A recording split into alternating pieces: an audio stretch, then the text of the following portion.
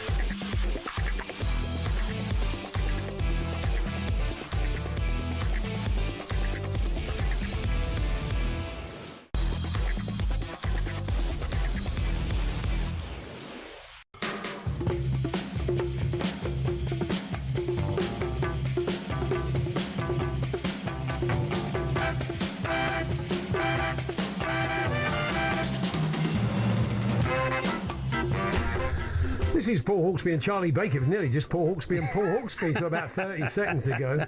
With you through until 4 here on talkSPORT. Where this afternoon? Breathless Charlie Baker, what's coming up? Never breathless. Coming up over the next 3 hours, we're over at the Club World Cup for all the fallout from City's defeat to Al Hilal. Yeah. We'll also bring you all the big transfer stories of the day.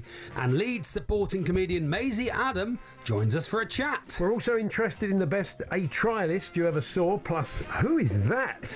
And we pilot our new series. Charlie Baker has worked hard on this one. It's called the pH test. No, Paul, don't. If you say I've come up with it, it's really disassociating yourself from it. I'm not disassociating myself. I'm just saying this is very much. It's the pH test. This is your Jazz Odyssey. Oh yeah, there's all this. Plus, we'll build up to the Lions, the Women's Euros, and the second test. Yeah. And we're joined in the studio by bare knuckle boxers. Really, Harry Gigliotti. Gigliotti.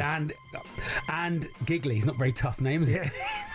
Wow. The It's just giggler. outside, actually. The Charlie. giggler and Callum Skane. Callum Skane, that's right. Skane. Now, they're fighting soon, and there's been quite a lot of trash talk between the pair of them. Yeah. And they're going to come into the studio the size of a shoebox and sit with us. And sit next to each other. Yeah. What could possibly go We wrong? had two heavyweights like that once, didn't we? Just came in and Yeah. it was like they just did not like each other Well, at so all. you don't want to be missing that 1:45. Yeah. The guys are on. Anyway, it is. What is it now? It's 5 minutes past 1. Good afternoon, everyone. Good afternoon. Charlie, you rushed into the studio about 30 seconds before the show started. I was chatting to our brilliant production staff Yeah. just in the lift on the way down, just having a nice chat. I think we're there here, so Yeah. show can't have started yet. And of course, they're not on air in the show, are they, No. Paul? So it's they don't actually need to be here at 1 o'clock like I do. So Wow. I do apologise for rushing in late, but here I am. I was here for the start. I said were. the stuff I needed to say, Paul. You were so here. That's very exciting. That's good. Andy once missed an hour and a half of the show. Did he? I think he was in Scotland. His flight was delayed. Ah. So it was an outside broadcast, though. But he made half the show, I think. He which made was half. good. That's which enough, was isn't good it? of him. Yeah, that's fine. Yeah, That's better. and do you hold that over him for the last 20 odd years? Do you know what? I'd forgotten about it until he mentioned it again the other day. So, Nigel Adley, he was doing the commentary last night. Oh God, yeah. He says Al Hilal were 9-1 to win pre-match. Were they? For the game? I mean, you wouldn't have fancied their chances, No. anybody really. And look, it's that thing of how much do you really read into it? If it was, I mean, look, City have taken it very, very seriously. Mm-hmm. Of course they have. And as we heard from Danny Mills there, a few little red flags from a City point of view about the nature of the goals they gave away. But I do ultimately think if it came down to it, look. Are you going to put your foot in, Paul? Is always what I always think. These are pre-season friendlies. They don't want to get injured. You know, who does it mean more to? If you're at a certain level, does it tell us that Saudi football has arrived and they're going to be matching up with most Premier League teams? Not really. Not really. I don't think so. No. Well, you've got to look at a cup match. You know, you sometimes see a National League side, with no disrespect, put on a good show against the Premier League team. Level. Yeah, but I'm just saying. I don't think you can base an entire region or nation's football on one result against one team. Absolutely not. No way. But, well done, Al Hilal. Yeah, well done, everyone involved with the beautiful organic process. That was and do you know what? It might make him a few quid, Paul, as well, which is nice, isn't it? Yeah. It might make him a few quid. Just put them on the map. It'll be like when Marine played Spurs. It'll be like that. Maybe they can build a new clubhouse. Maybe they'll get something. They can build a solid gold clubhouse. Get a new tractor for the grounds nice, people. Wouldn't it? The groundsman. Nice. It's been hard for him recently. He goes out there because he's like when Barry Fry did it at Dunstable. Yeah. He's the president, he plays, he's the manager, and he's the groundsman. Maybe people can let us know what they think of Al Hilal can get a few quid to do in their clubhouse. What would you like to see Al Hilal do at the clubhouse? Because they've been thinking to change. Those couple of those pumps in the bar are not great. There's that one that spits the lager out. It's got. So they might need a couple of new pumps in the bar. So maybe they can let us know. Actually, think that they probably won't need any pumps. They probably won't even need a bar. So I take that back. New dartboard, perhaps. New dartboard. No that disrespect. old one's been on there for a while. Yeah, that dartboard will need changing, won't it? Yeah. So maybe, I mean, look, Ken, the secretary, he doesn't get any expenses, does he? Have you noticed that? Nothing. He does it. He often when he drives to Costco. Yeah. He pays for his own petrol. It's very good. So I'd like to think Ken, the secretary at Al Hilal, just slip him a few quid for his petrol. I don't mind.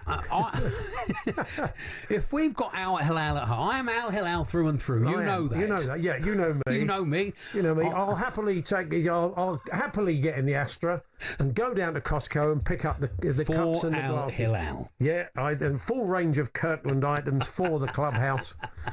And it'd be nice, wouldn't it? Nice for Ken. Maybe like the next fate, slightly bigger bouncy castle will be nice for the kids, won't it? He'll love it, yeah. Just some of the things that Al Hilal might do with the money, the few quid they've made from this game. You wanted to talk about autographs, Charlie? Oh, yeah, well, my friend Kai Humphries is a very funny comedian. Go and see him. And also, at the moment, follow his... Only if he's on somewhere, not if he's in a doctor's waiting room. Please don't turn up at his house. Not saying to do that. He's got on his socials today, he's got an old Newcastle, big Newcastle United fan. Yeah. He's got the maroon and blue stripes, classic shirt. They brought that back, haven't they? This is an original one. Oh, yeah. with the Newcastle Brown Ale When it's star that thing on the of front. the player you think of when you see that, Yeah. I see Ginola in that one. I'm thinking Albert, but then I might have got my eras wrong. I think of him in the traditional black and Yeah, white. maybe, yeah. Something Les, you might think of Les in that shirt, but I think of David. Newcastle fans may have Tino Espria. Warren Barton. Warren Barton. I feel like a psychic. Nice. Warren Barton. I'm getting a message getting from the word my Barton. spirit guide Sam tells me that I'm getting a Warren Barton. Blonde hair, played for Maidstone. Is anybody in the room? They've got a psychic actually next week in the Al Hilal. We're having psychic night in this social club, just to raise a few quid. Just be nice. Put a few quid. Anyway. He has got a shirt. It's on his socials. Those horse racing. Do they have the horse racing nights? Yeah, Derby nights. Yeah, exactly. Yeah, very nice. Okay. It's got about, I'd say, 25 signatures on it. And he can't work out what any of them are. Who they are, right? Can't work out who they are, what they are. Look it up on his socials. If you can help him, if you've got an encyclopedic knowledge of autographs, do that. So I thought we'd do, well, who's that? Who signed that? If you've got an autograph that you really still can't read, tell us what it actually looks like, it says. Yeah. I'm sure we had one of these before, back in the day, from someone who says, I don't know whose name it is, but this is what it looks like, and this is what it spells out. Oh, that's nice, yeah. So if you were spelling out the autograph, how would it work? What would it actually be? So what have you got signed? And you look at it and you think, I don't know who that is. Yeah. Why is that signed? You've got something signed that you don't know who actually signed it. That will be good. talksport.com/H&J, text to 81089 or tweet to TSH&J. The other thing we had on the agenda today, apart from what Al Hilal do, that little bit of extra money coming into the club after the win over City, is the best.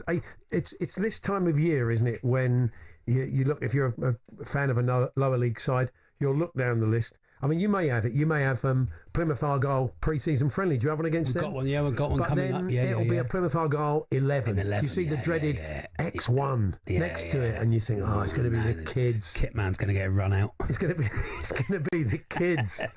But maybe you've seen, or a trialist. Alan Trialist is always the thing, isn't it? Albert Trialist. The Trialist family this time of year, they must get so nervous. They're coining, especially in Scotland. Out you all go again. Oh, no. Yeah, that's right. They're all good players, but they're not quite good enough in many cases. So, who was the best trialist you ever saw? Yeah. Did they get signed up? Who did you see rock up in an Arsenal, Chelsea, Liverpool, Manchester United, City 11? As a kid, maybe. That might be very nice. Interesting. Simon's been in touch. How Al Hilal can spend the money on some deep heat for the boys. That's it, yeah. Because at the moment they have to bring quite a lot of their own and maybe stuff. some meat for the meat raffle. Very nice. They can add a few chops. Yeah, it'd be very, very nice. Nice piece of Wagyu beef. Yeah, that'd be nice. In the old meat raffle, that'd be nice, wouldn't it? Yeah. That would be nice. 50-50. Yeah. Anyway, we're enjoying this. We've got a comedian. There's a comedian coming along. Yeah. And there'll be a half a bottle of red or white wine on the table. Yeah, that's nice. Included in the £10 for the comedian. I've personally not heard of him, but I understand he's very good. Very, very good. He's been in Babacombe all Christmas. Yeah. He's watched. It says he's been on. He's watched live at the Apollo. He's watched a lot of it and may nick most of the material. Apparently. Yeah, probably. But not a whole bottle. No. Half a bottle of wine, including in the Al Hilal comedy evening. Talksport.com, text 81089, tweet TSH&J 03717 to get in touch. Mike's been in touch. I had Mark Poom signed my goalkeeper shirt as a kid. Yeah. All my mates used to say, "Who's written moobs on your shirt?" Thank you, Mike from Staffordshire. Good. Very nice. That's just the sort of thing we're after this afternoon. Yeah. Well, I think we're going to keep you in touch with Wimbledon. Oh, good. Are we in a position to go and chat to our good friend Lisa O'Sullivan and find out how things are going? I hope so. Has Heather Watson got through? Is she one step closer to the commentary box, Paul? Oh, come on. Because they all have their fingers crossed this time of year. If I can just get to the third round, then we can get in the commentary box next year. Let's get Lisa's report, then I've got questions for Lisa. We'll have questions for Lisa throughout the afternoon. We're going to talk about players on OnlyFans, and I've got a question for Lisa. But first, Lisa, good afternoon. What's happening at Wimbledon? Lisa. Good afternoon, chaps. I'm worried about the questions now, but I will tell you that it is absolutely glorious. When I was walking in this morning, it was 27 degrees at 9:30 in the morning. It is well past 30 already, and the temperature is set to be hotter than yesterday. Lots of signs up telling everybody to take water onto the courtside with them and to keep drinking, and there's certainly more hats being worn today than yesterday. We've had a shock already so far. Jessica Pegula is out, beaten by the world-ranked 119 Elisabetta Cocciaretto in straight sets. The number 3 seed broken 4 times in her 9 service game. She hit just 5 winners in the match, 6-2, 6-3 that score, and that's a week after taking the title on the grass of Bad Homburg. Tennis can be cruel. We're listening in at the moment. Heather Watson looks like she is on the verge of going out. She took the first set 6-2 against Clara Tauson of Denmark, dropped the second 6-4, is serving at 3-5 and love 30 in the third set. So we could be bidding her adieu. She's one of the 7 remaining Brits remaining on day 2, because we've already lost one, Johannes Monday, making a good fist of it, but going down in straight sets to Tommy Paul, the number 13 seed from the USA. We had a couple of players, a few players pull out, but Onja Bershi pulled out injured. Stefanos Tsitsipas pulled out with a back injury. Unfortunately, not a stomach upset, because then the tabloids would have got the headline they really wanted, wouldn't they? But do they get the full money? My question is it not like leaving the jungle early where you don't get your full fee? They still get all their money, do they? They will do. I mean, for those two, it doesn't really make a difference, to be honest. And both of them were absolutely desperate that they couldn't play on, and it was injury rather than the heat. I mean, obviously, Ons Jabeur's Tunisian. She's kind of used to temperatures being a little bit toasty, but she was in tears as she had to leave the court. And I don't think Tsitsipas has retired from many matches before either, so it's a really difficult decision from them. But yes, they do. They get the if they've come in kind of good faith. I think there was a real knockdown of players that were coming in and then withdrawing before play, and that's when they were getting half their fee. Heather Watson has just been knocked out, by the way. So they do. They get their £66,000. They will get their money. Questions to come on Tennis Stars on OnlyFans and toilet breaks. Nice. We'll catch up with you later, Lisa. Thanks Lisa. Lisa O'Sullivan there at Wimbledon. Maisie Adam joins us for a chat next. Fantastic. Big summer of sport, women's summer of sport. She'll get us into that, talk a bit of Leeds. We're here with our very good friends at Tool Station, delivering as little as 30 minutes with Fast Track. Next stop, Tool Station.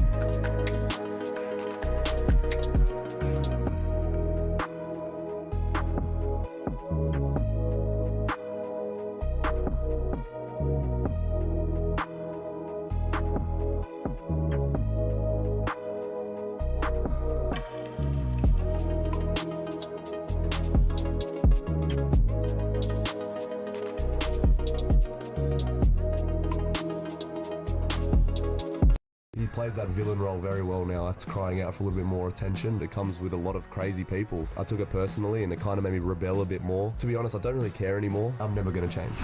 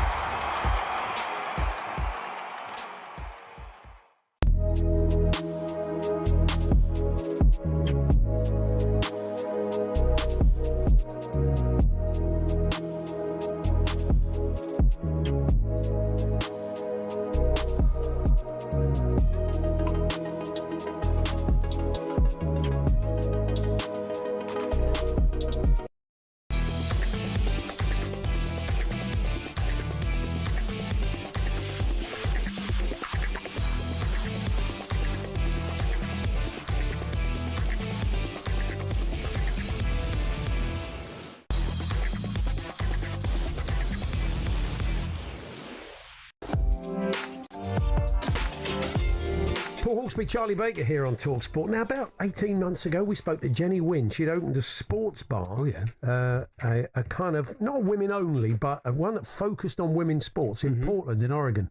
Her and some friends tried to see a WNBA game in a normal sports bar in Portland and couldn't find this game anywhere.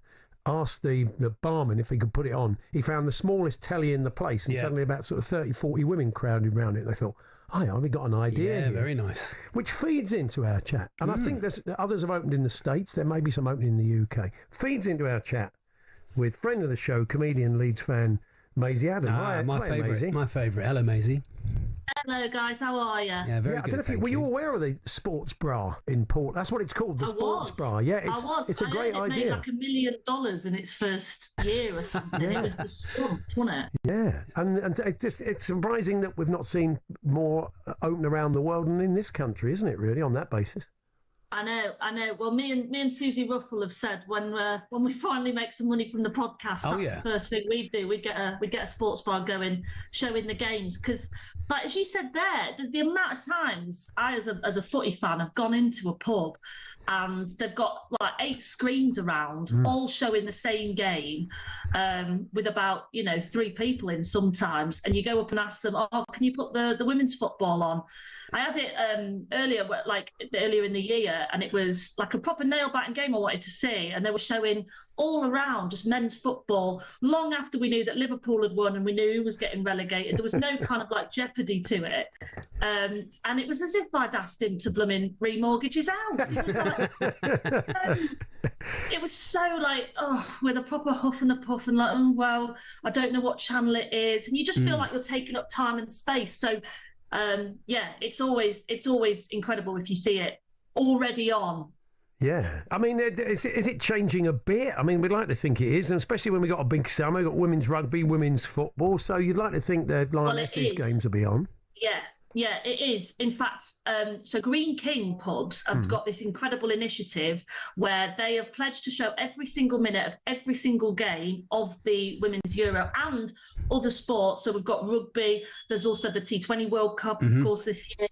So they're going to be really, really committed to showcasing women's sport, which is exactly what it needs. We talk about that Euros win and how incredible it was, and then we talk about legacy and impact and how it has to be continued to be platformed and continue to be shown. And we have it, with the channels, but also we need it in those third spaces. We need it in the pubs. We're always saying football is nothing without its fans, which is so true. But you need to make sure that those fans feel that there's a space for them, in places like the pub, which is where so many of us love to enjoy a game. And you wouldn't think twice about going to the pub to watch a men's game. So the fact that Green King are showing the women's games throughout the summer, it means that we're already feeling like there's a space for us, and it's already there, and that football is, as it should be, for everybody. Yeah, Euros start this week.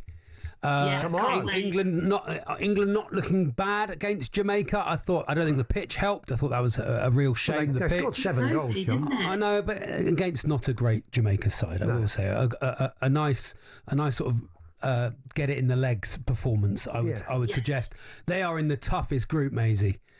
What a group that is. And even like playing Wales as their final game, the pressure will be so different on that game, especially. Be massive. It'll be massive. Like there's not already a huge rivalry there. Yeah, it'll be. It might be a deal breaker for whether or not we progress any further. So yeah, I heard somebody call it the group of death the other day, which I'll be honest didn't help my nerves. But I don't know. You've got to remember how they're all be feeling about it as well. Like they see us as the title defenders, and I think France will be an interesting one because they've basically regenerated their whole squad. You've got players that aren't even in the squad that have been staples of that France team that have made them such a threat that aren't going to be there. Players like Wendy Renard, they used to be in the captain. They haven't even been called up into the squad. France have almost entirely focused on their newer talent, their younger players. So who knows? The Netherlands again, historically a beast of a team to come up against, but they've had their woes with Miedemar's injuries. So who knows? They'll want to beat Serena Wiegman, won't they? They'll want to show her what she's missing. Sometimes you're like, it's mad that in football you could just take the Dutch coach of the Dutch team and have them just win with you instead, and that's allowed. Please don't start that debate on talkSPORT this afternoon, Maisie. We'll be here all day. Emails incoming now. So how are you feeling about Leeds then as we get closer to the start of the season, Maisie?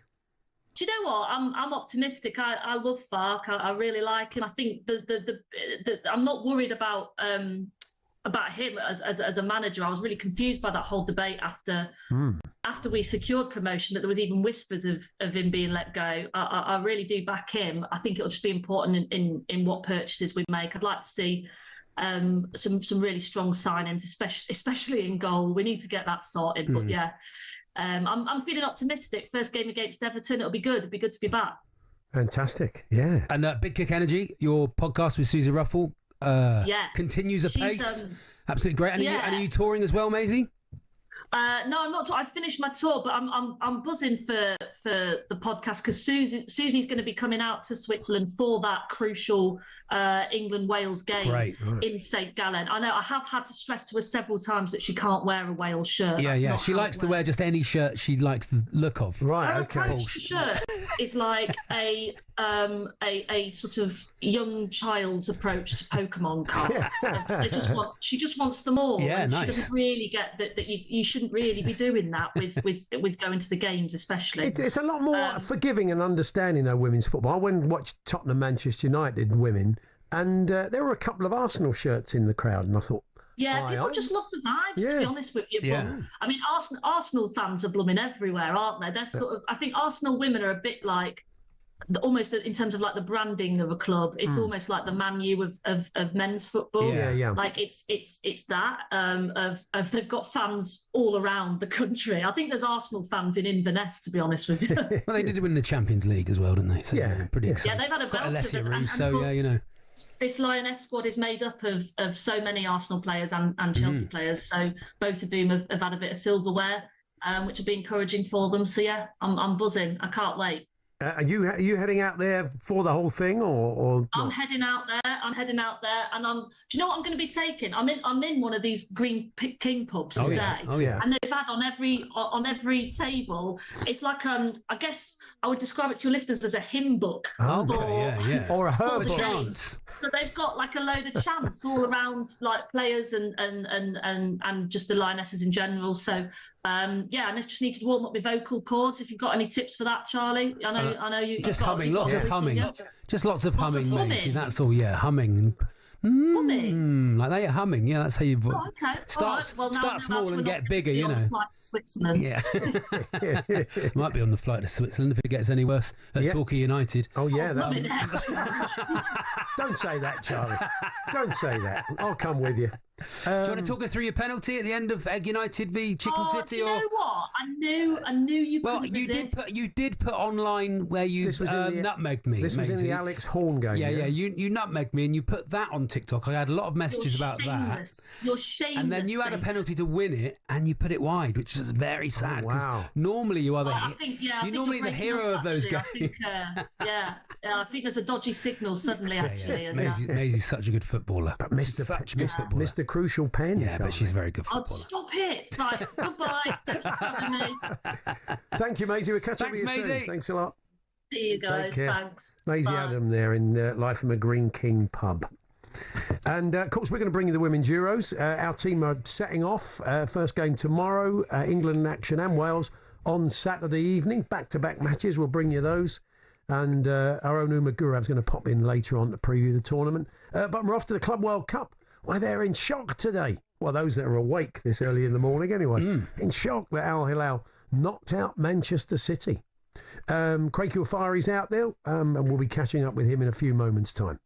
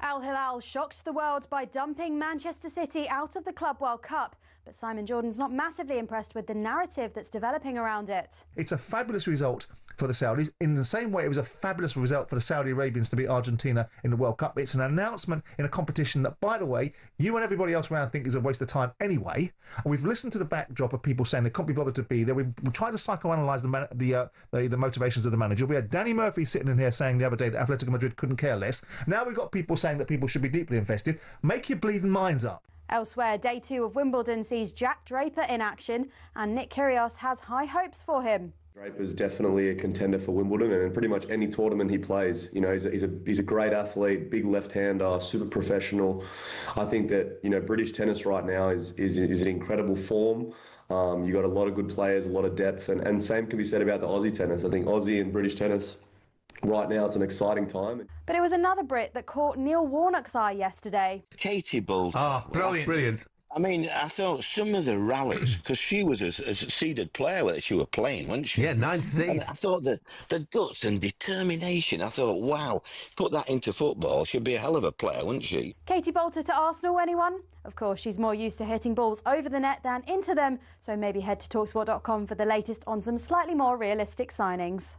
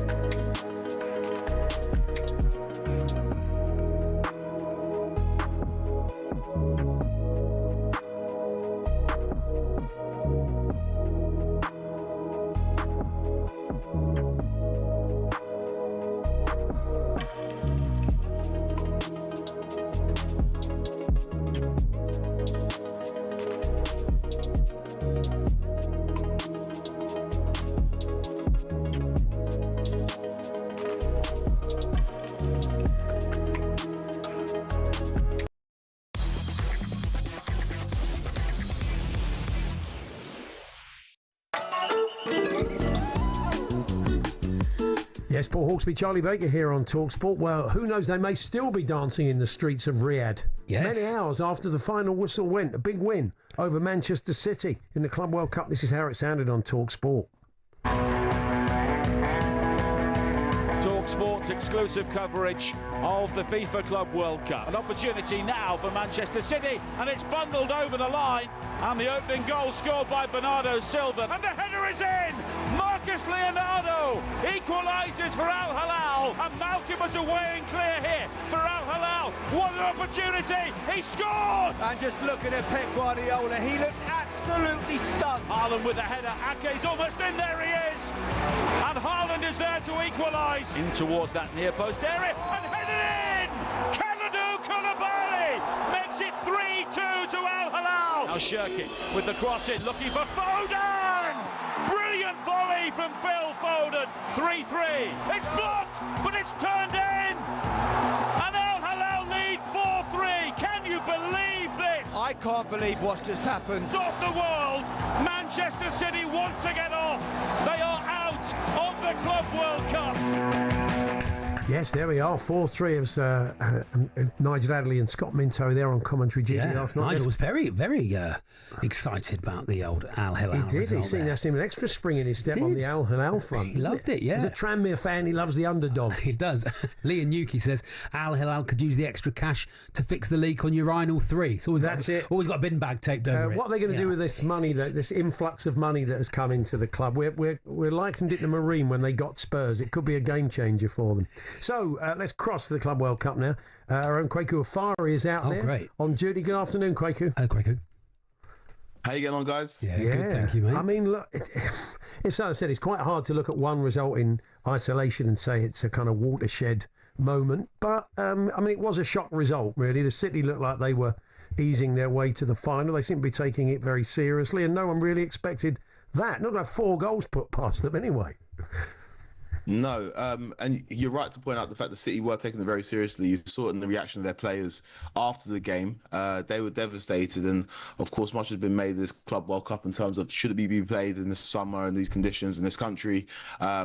But the players who take the field, they're taking it very seriously because not only are the financial rewards great, it's an opportunity to win the first iteration of the expanded Club World Cup. And for Al Hilal, it is a watershed moment because I know they've got players who are maybe past their best in Ruben Neves, Kalidou Koulibaly, Malcolm, but they are they were top players in their own right, and the fact that a team from Saudi Arabia have turned over one of the best teams in the world and one of the favourites of this competition is huge. It's huge for that region, and you saw as much in the reactions from the fans in the stadium, the reactions online as well.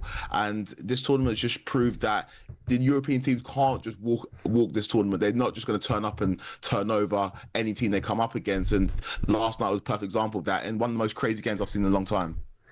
You're out there, Kwaku. When you first got there, you said there wasn't much of a buzz around the place about the Club World Cup. Have you felt that grow? It feels like it's growing a bit, especially as some of the big teams get knocked out, actually. Yeah, there's nothing quite like knockout football at a major tournament. And I think that jeopardy has definitely increased the attention from the Americans, who are more used to this type of format as opposed to like a league format. But again, it's not necessarily caught light, and you've seen it in some of the attendances at the stadiums that it's not necessarily been the most well-attended tournament. But in terms of how seriously the teams are taking it, in terms of how intense the games are, you are starting to see that ramp up. Now it's win or go home. And last night was an example of that. Man City gave it their all. It wasn't a case of it was a Man City team that were playing half-hearted. There was a Man City team that wanted to win this game, and Pep Guardiola wanted to win the game. So the changes that he rung, we saw how intense it was in terms of the 120 minutes that they played. And so yeah, it is starting to pick up a little bit. But in terms of fan attendance, I expect that to kick on when the tournament moves strictly to the East Coast, in terms of the areas of Philadelphia and New York, where travelling fans from Europe will probably come and support their teams in force. Now, the draw's been pretty kind to them. They'll go into the quarterfinals. They'll play Fluminense. Themselves had a decent scalp against Inter, didn't they? Yeah. So they avoid Chelsea, they avoid PSG, Bayern, and potentially Dortmund, Juve, or Madrid. So, a route to the semi-final could be on. Possibly to play your beloved Chelsea, Quaker. Possibly, yeah. This is... if we're being honest, this is a favourable side of the draw. These teams have managed to avoid the likes of PSG, Bayern, Real Madrid.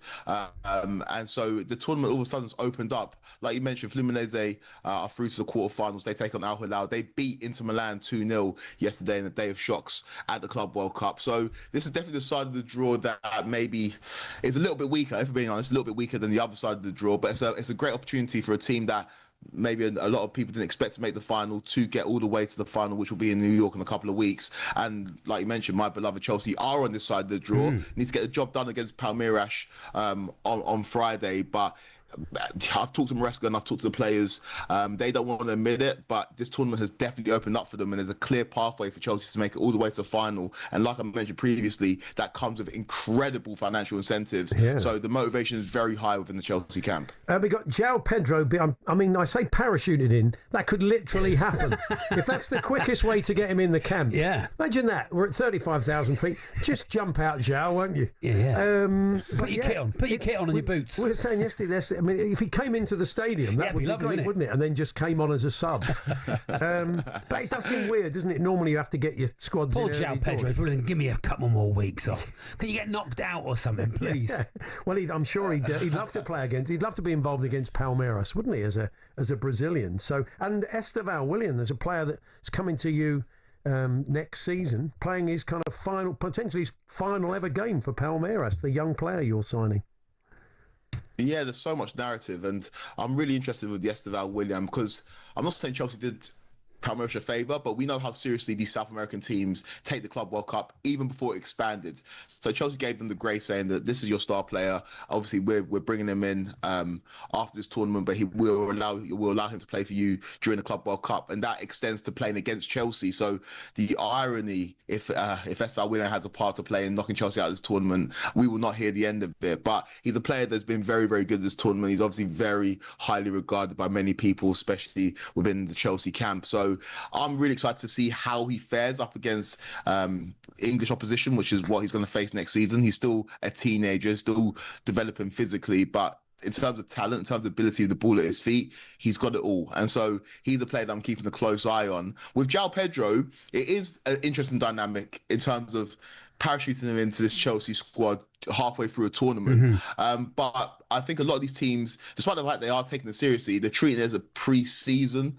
tournament as well, to kind of not only it's not necessarily getting fitness in the legs, but it's to kind of get the team together and build that mentality of unity. And I think bringing João Pedro in is an example of that. I don't know how many minutes that he'll play. Liam Delap is the man who's going to lead the line for Chelsea on Friday, but I think it's getting him in the squad and getting him assimilated with his teammates who will be playing with next season, which is the key reason why they're bringing him over. Could they play together, do you think, Quaker, or do you think it's one or the other with Liam Delap? He's very versatile, João Pedro, and what he brings is that nastiness. He's got that dog in him, and I think this Chelsea team last season maybe lacked that at the beginning of the season, but we're starting to see that develop a little bit more, especially towards the back end of the season where Chelsea won that great run and managed to put that string of wins together to qualify for the Champions League and win the Conference League. But he's got that kind of dog in him, and he already knows the Premier League as well, and so I think that's a very attractive prospect to Chelsea, and I see him fitting in. I don't think he's a guaranteed starter, but his versatility means that if any players drop out as a result of injury, he can drop in there and fill that role, and I think that's a huge benefit to Maresca's side as they contend on multiple fronts next season, including the Champions League. Yeah, I think he's a really good bit of business for Chelsea, so we shall see. Quaku, thanks ever so much. Cheers, Quaku. Enjoy the game. We'll catch up with you soon. Cheers, guys. Take care. Quaku Afari there out of the Club World Cup. And we've got Real Madrid Juve this evening for you. Kevin Hatchard and Dean Ashton, your commentary team, 8 o'clock, that one. And as we said, that is much tougher. That side of the draw is very, very tough. It seems to be the teams who want it or need it more are going through. Yeah. Yeah, I mean, that was a shock last night. I mean, no one's going to deny it wasn't. But anyway, we move on. Let's head back to Wimbledon. Lisa O'Sullivan updates us now. Yeah, Heather Watson has bowed out of Wimbledon, beaten by Clara Tauson despite taking the first set in that. We've now got the action underway on centre court. Defending champion Barbora Krejcikova of the Czech Republic, who is the number 17 seed, taking on Alexandra Ayala of the Philippines, the first player from the Philippines to reach a tour final. And this is going to be an interesting one because Krejcikova hasn't been playing particularly well and she's been injured, so we could see an upset here on centre court. I'll keep you abreast of that. Meanwhile, over on court number 1, Yannick Sinner's got a break point against Luca Nardi in their first set. He's currently leading 4-3.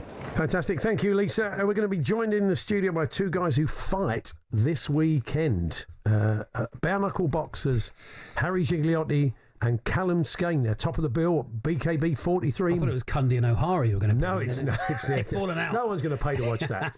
The guys are joining us in the studio very shortly to have a chat. We're here, as always, with our good friends at Toolstation. Get thousands of products delivered to you with Fast Track on the Toolstation app. Next stop, Toolstation.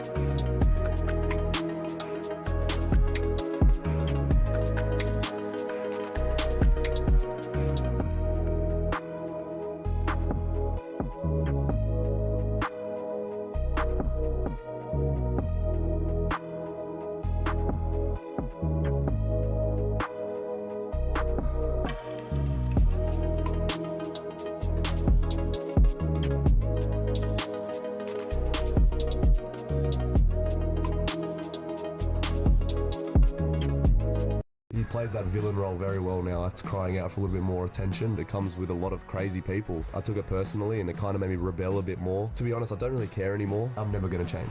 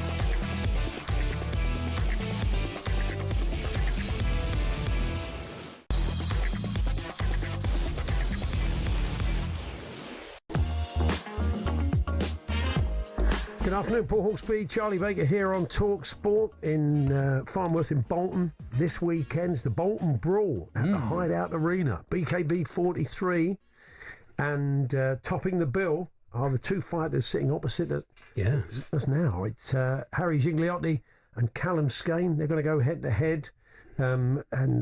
Harry's wearing the belt. He's got the belt over his shoulder. He's the older. Callum's a man who wants to take it off of him. Good afternoon, guys. Good to see you. Nice to meet you. Thank you for coming in. Welcome here. Welcome. Thank you. Yeah.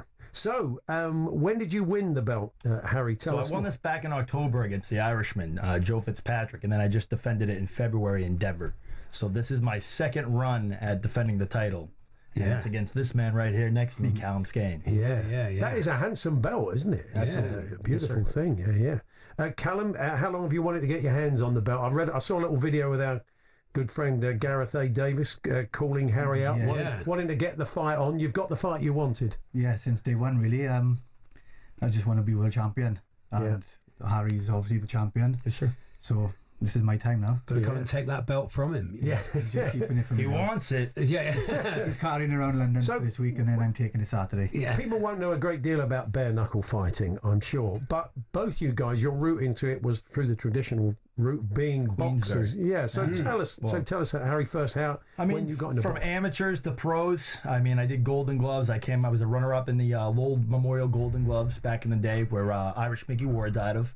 So good Irish roots and stuff like that. I fight out of Haverhill, Massachusetts. I fought out of the Haverhill Boxing Club. That's where I started. Like I said, my grandfather, my uncle, my cousin Jeff, the Hellraiser Fraser, came from 4 generations of it. So I was kind of born into boxing. It wasn't just something that I, got into at one point. I had been born into it. I saw it. I lived it and breathed it, and then I, learned to love it.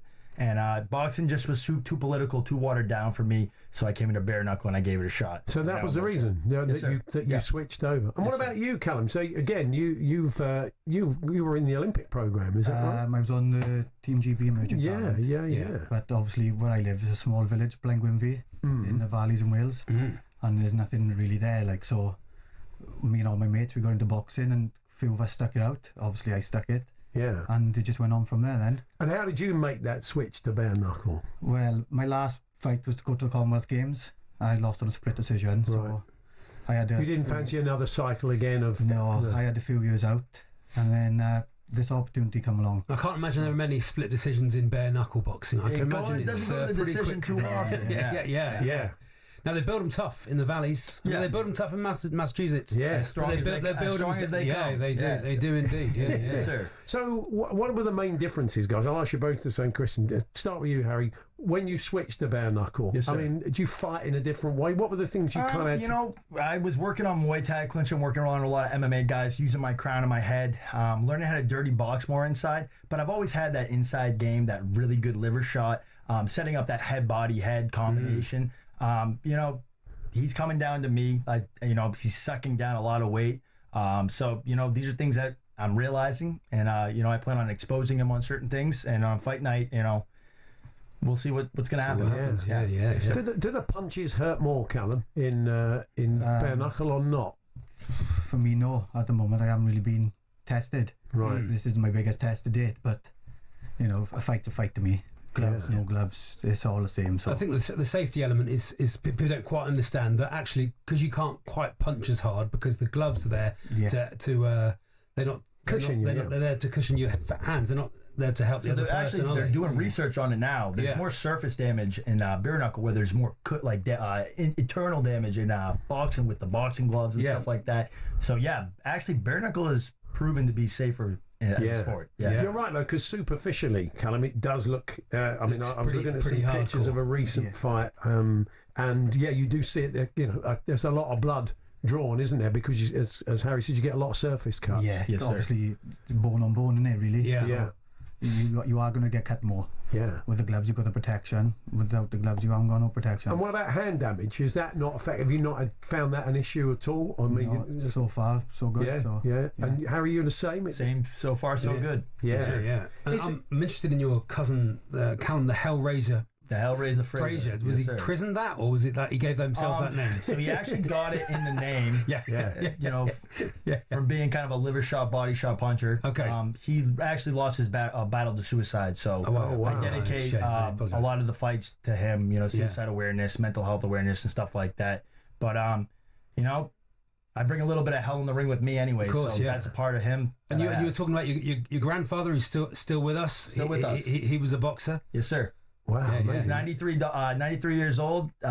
He started actually.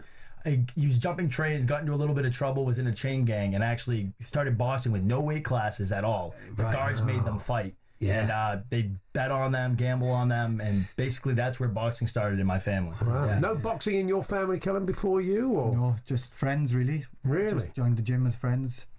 Like they said, there was nothing to do in the village. And it's just never looked back, really. Well, there were some things to do in the village, but you know, we caused a lot of trouble.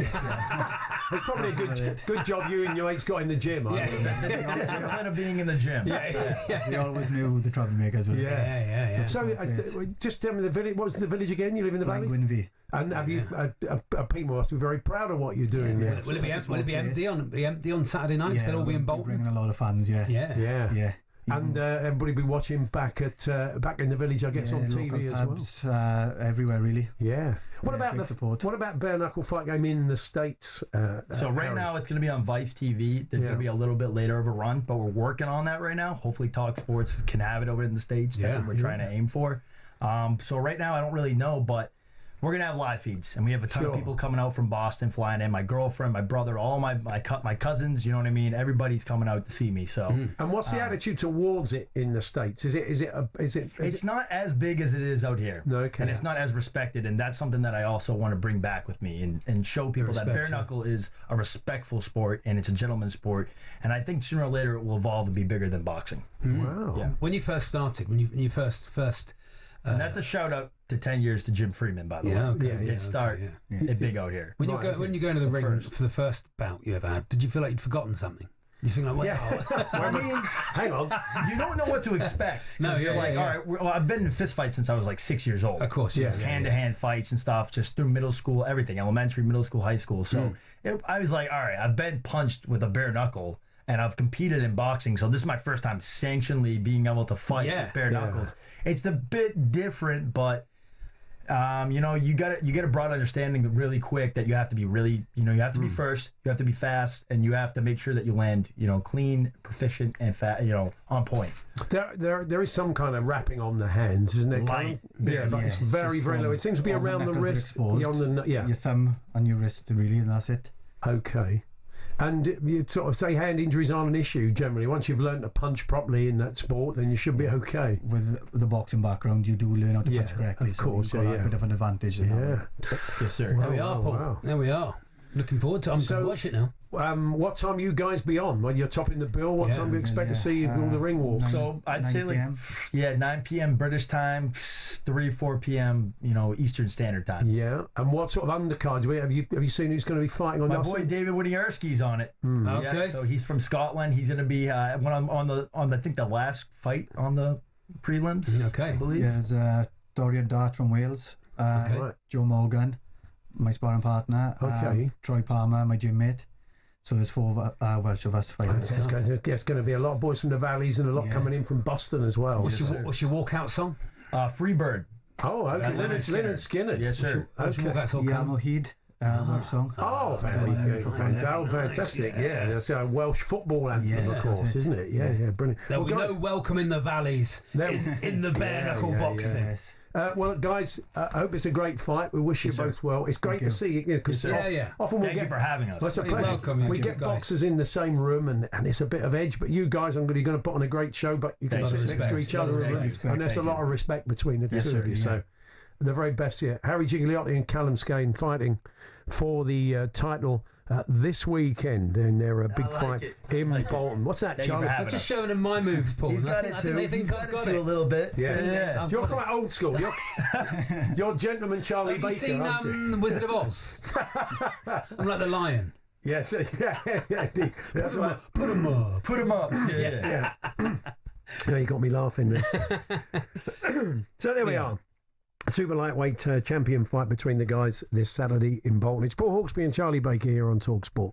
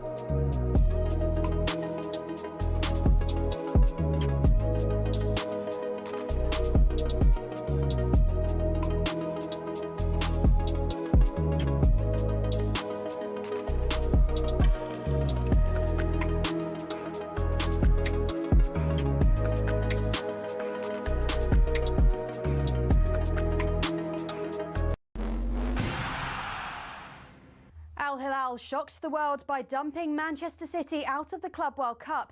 But Simon Jordan's not massively impressed with the narrative that's developing around it. It's a fabulous result for the Saudis. In the same way, it was a fabulous result for the Saudi Arabians to beat Argentina in the World Cup. It's an announcement in a competition that, by the way, you and everybody else around think is a waste of time anyway. And we've listened to the backdrop of people saying they can't be bothered to be there. We've tried to psychoanalyse the motivations of the manager. We had Danny Murphy sitting in here saying the other day that Atletico Madrid couldn't care less. Now we've got people saying that people should be deeply invested. Make your bleeding minds up. City miss out on £15 million as a result of their exit, but Danny Mills thinks they might suffer more next season. Defences win titles, strikers win your matches. Yeah. Simple as that. You know, to win the Champions League, to win a league, you have to have a fabulous defence as well as a great attack. Now, we're just one sleep away from Euro 2025. The Lionesses get their campaign underway against France on Saturday, live on talkSPORT. And New England #1 keeper Hannah Hampton has addressed concerns about inexperience in the goalie group. People have said before that the goalkeeper group's inexperienced. It's also not. They've had so much experience in their club, winning trophies or competing in Champions Leagues themselves, that they're experienced in their own right. Elsewhere, day 2 of Wimbledon sees Jack Draper in action, and Nick Kyrgios has high hopes for him. I think Draper's definitely a contender for Wimbledon, and pretty much any tournament he plays. You know, he's a great athlete, big left-hander, super professional. I think that, you know, British tennis right now is in incredible form. You got a lot of good players, a lot of depth, and same can be said about the Aussie tennis. I think Aussie and British tennis right now, it's an exciting time, and you've got a genuine contender in Draper. But it was another Brit that caught Neil Warnock's eye yesterday. Katie Bolt. Oh, brilliant. I mean, I thought some of the rallies, because she was a seeded player that she was playing, wasn't she? Yeah, 9 seed. And I thought that the guts and determination, I thought, wow, put that into football, she'd be a hell of a player, wouldn't she? Katie Bolter to Arsenal, anyone? Of course, she's more used to hitting balls over the net than into them, so maybe head to talksport.com for the latest on some slightly more realistic signings.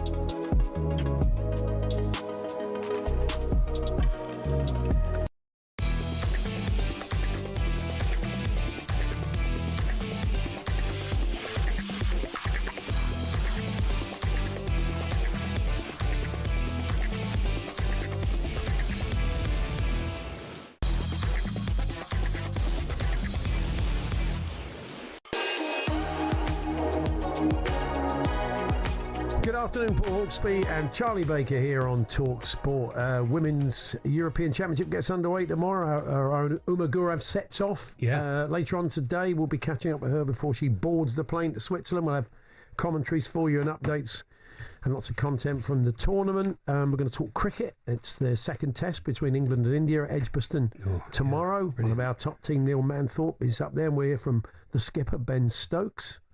But before that, as Fletcher was to tell you in the bulletin, we have a new managerial appointment at Forest Green Rovers, and it is Robbie Savage, former Leicester, Blackburn Rovers midfielder. Did very well at Macclesfield. Yeah, quite a shock, Paul, because he was on the director of he was one of the directors at Macclesfield. He took them into the National League North, had a brilliant season last season. So he's obviously a good manager. Works well with the players. It's going to be really interesting to see how he does in the National League, which is another step up. Joining us now, the man who's appointed him, the owner of Forest Green, Dale Vince. Hi, Dale. Hey, Dale. Hi, guys. How you doing? Yeah, good, thank you. Good, thank you. So, and again, quite a high-profile appointment. Here we are talking about it on the show and in the bulletin. What made you give Robbie the gig? It's kind of a mixture of things, but I've known him for a couple of years. Came to know him when his son played at our club a couple of years ago. And, I just thought, I know he's a good guy. He obviously knows the game of football. He's done really well at Mac. But I like his values. His values fit for us as a club. And together with our new director of sport, who joined us maybe a couple of months ago, I think we've got now a very aligned team at the club, management team, and I think we're going to have a brilliant season because of it. That's Mark Bowen, a man I saw fleetingly playing for Spurs in his youth. Right. But Mark, obviously, those guys know each other from Wales, don't they? I mean, they're good friends. And I think they'll make a good team, and that's quite important because quite often you can get a clash between your director of sport or football and your manager, particularly when you've got an old school manager. They're not keen on that kind of thing. We won't have any of that. And Robbie's a good guy. Brings a lot of energy, a lot of passion. I think he'll just hit. We're going to do well, right? I think with Robbie, we're going to have a really exciting season. Bring the fun back. We're going to play exciting football. Give a lot of opportunities to young players and stuff like that. And I think the results will come. I'm a Torquay fan, Dale, so I watch the level. I watch National League South and a little bit below. So what I was most impressed with Robbie last season was that he seemed to understand the level. He seemed to understand what the players need. He seemed to understand that at this level they do have some of them do have a mistake in them. They're all skilled players, but they do have a mistake in them. And why they're playing at the level. And he seemed to be able to pull them together and really drive them on. I'm assuming you're hoping for that in what's going to be a tough season with York still there and Carlisle coming down. Some big teams in the National League. Yes, it's a tough old league, and everybody says that tough to get out of course, mathematically, with just one automatic promotion and stuff like that. I think Robbie's very much a new school kind of manager, progressive kind. We've had authoritarian managers in the past, and I don't think that it's actually sustainable. You can get the best out of players for a little while with a stick, but actually it's better, the carrot's better, right, to work with people, to understand people and bring them with you. And, we're a team, right? And actually we'll win or lose as a team, and that's very much Robbie's outlook. And you get the best out of a team of people that way. I mean, I think football's a little bit behind the curve in that respect. The old style, old school version of football compared to the wide world, like in business, for example. There aren't many people do well running a company, using the old authoritarian stick method, of bullying people and stuff like that. The world moved on, I think, a while ago, but not quite yet completely in football. Was it the usual application process? Was Robbie one of a number of people you spoke to, or is he someone you kind of offered the job to? Yeah, it's the latter, really. We did look ever so quickly to see, what we might like the look of. I think we probably pulled together a list of 6 people. Robbie was on it, but he stood out as somebody that we know, somebody that we really like the values of. He's done well at Macclesfield and that kind of stuff. And we didn't want to take long either at the job because pre-season starts today, and so we're talking about a week ago now or something like that. We really didn't want to be hanging around, and I think actually it was an easy decision, easy for the club. It was easy for Robbie too. And here we are. Sometimes the answer is right in front of you, and you don't have to go looking somewhere else for something better. Yeah, it is a tough division, Dale. There's a lot of talk about 3 up. Which would have been enough for you last year. Nearly enough. Yeah. I mean, when you look at who did eventually go up in the playoffs, do you think it's a matter of time, or do you think it will still be ring fenced by the EFL clubs? You seem to be able to drive things on. Can you make it happen is what I'm saying, Dale. I'm relying on you to make it 3 ups to talk. He can get back in the league. I'm going to give it a go, right? But I think there's an alternative, which would be the EFL adopting the National League as League 3. And then that would take away the angst of the promotion places between what's known as the league and non-league, which I think is a very odd kind of definition anyway. We'd take that away, have 3 leagues in the EFL, because the National League is the first truly national league in the pyramid of football, as you'll know. So it makes sense to me for those to be the 3 leagues of the EFL before the Championship, obviously. And everything else below is I really don't like to call it non-league because they're all in leagues, right? It seems silly. Yeah. What's the EFL resistance to that idea then, as far as you know? So more of their members don't drop out. It's the chairman who decides. So it's they're not going to go, oh yeah, we'll drop out the league, absolutely. So it's whereas a lot of the time. Well, I mean, they used to, when I was a kid, you had re-election. I used to watch Enfield play, and they used to win the league every year when I was a kid until automatic promotion and relegation came along. Well, Torquay were nearly always the beneficiary of that because they were nearly always second or bottom, but all the chairmen like their trips to the seaside. I was once told by an old chairman that if you had a really good drinks cabinet, you'd get re-elected, which is staggering. If you had a good boardroom, you looked after visiting directors, you'd always get re-elected. Yeah, it's just an odd thing. It's an old boys' club in that respect, isn't it? The funny thing is, of course, if we had equal promotion and relegation between National League and League 2, that would remove the bottleneck, which makes it so hard for big clubs that do go down to get back up. It's actually in the interest of clubs in the EFL to have that. And it is an artificial bottleneck. There's a lot of quality in the National League that struggles to find its way up a league. Maybe I think it's a job for the new football regulator. Actually, I think we'll take this argument to him or her. Maybe it's already been appointed and it is a him. I'm not really sure, but we'll make the case actually for either more promotions to equalise with League 2 or the adoption of that league by the EFL, which is probably a bigger ask, but or the Scottish way, which is that someone from the second bottom or third bottom of League 2 plays second in the National League so you have a playoff. Kind of so it's something interdivisional exciting. Playoffs. Yeah, right. Interdivisional playoffs. That's really interesting. And actually, there's merit in that. I feel merit in that, right? It would be exciting. I mean, imagine the jeopardy. The jeopardy would be on football. The jeopardy would be on that league side. You know, staying. I mean, that happens quite a lot around the world. I think in the initial playoffs in the top divisions, when the playoffs first came in, they did that for a short time. I think it's an exciting way to do it. But a bit like you said, the Premier League clubs or the top clubs wanted to ring fence that. Of course, that's what happens. Didn't want to have the jeopardy of going down. Well, we wish you well in the EFL Division 3, and we wish you well for the season, Dale, and with Robbie, all the best. Thanks for joining us. Thank you, guys. See you later. There we are. Dale Vince, the owner of Forest Green Rovers, who today appointed Robbie Savage. Best of luck to Robbie. So what Dale was talking about there, the idea of League 3, that's been talked about before, has it? Yeah, I'm not sure quite that works, to be honest, because there's always been 4 divisions, Paul, and you want and football is nothing without its history, I think.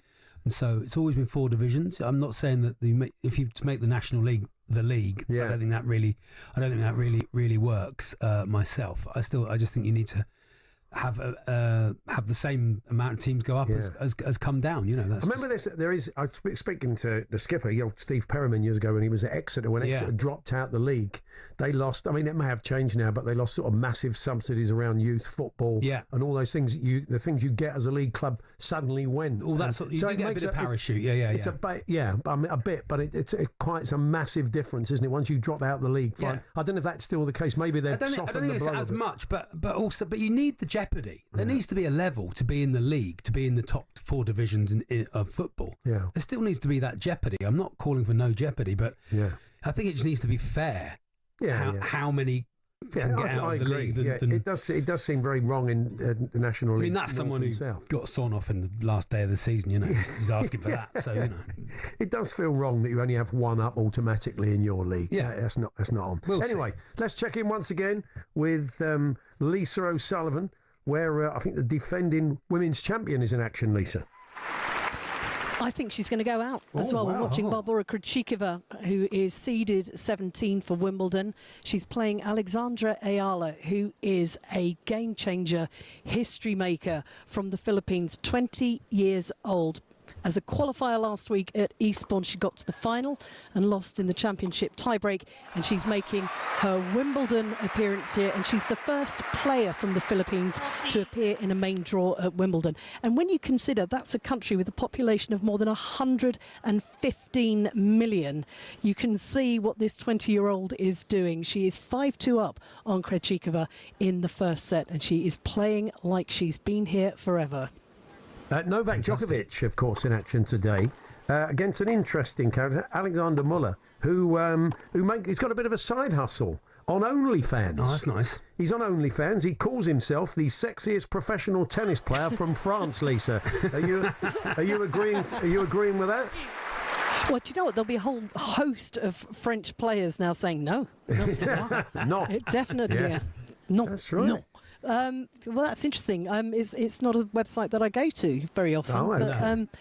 But, to be honest, though, there are side hustles that players need to pay for their coaching and for their physios. It is, as we heard from Oliver Tarvett yesterday, as he was trying to work out how to spend the money that he needs to justify to only have £10,000 profit at the end of the year. Tennis is a very expensive sport.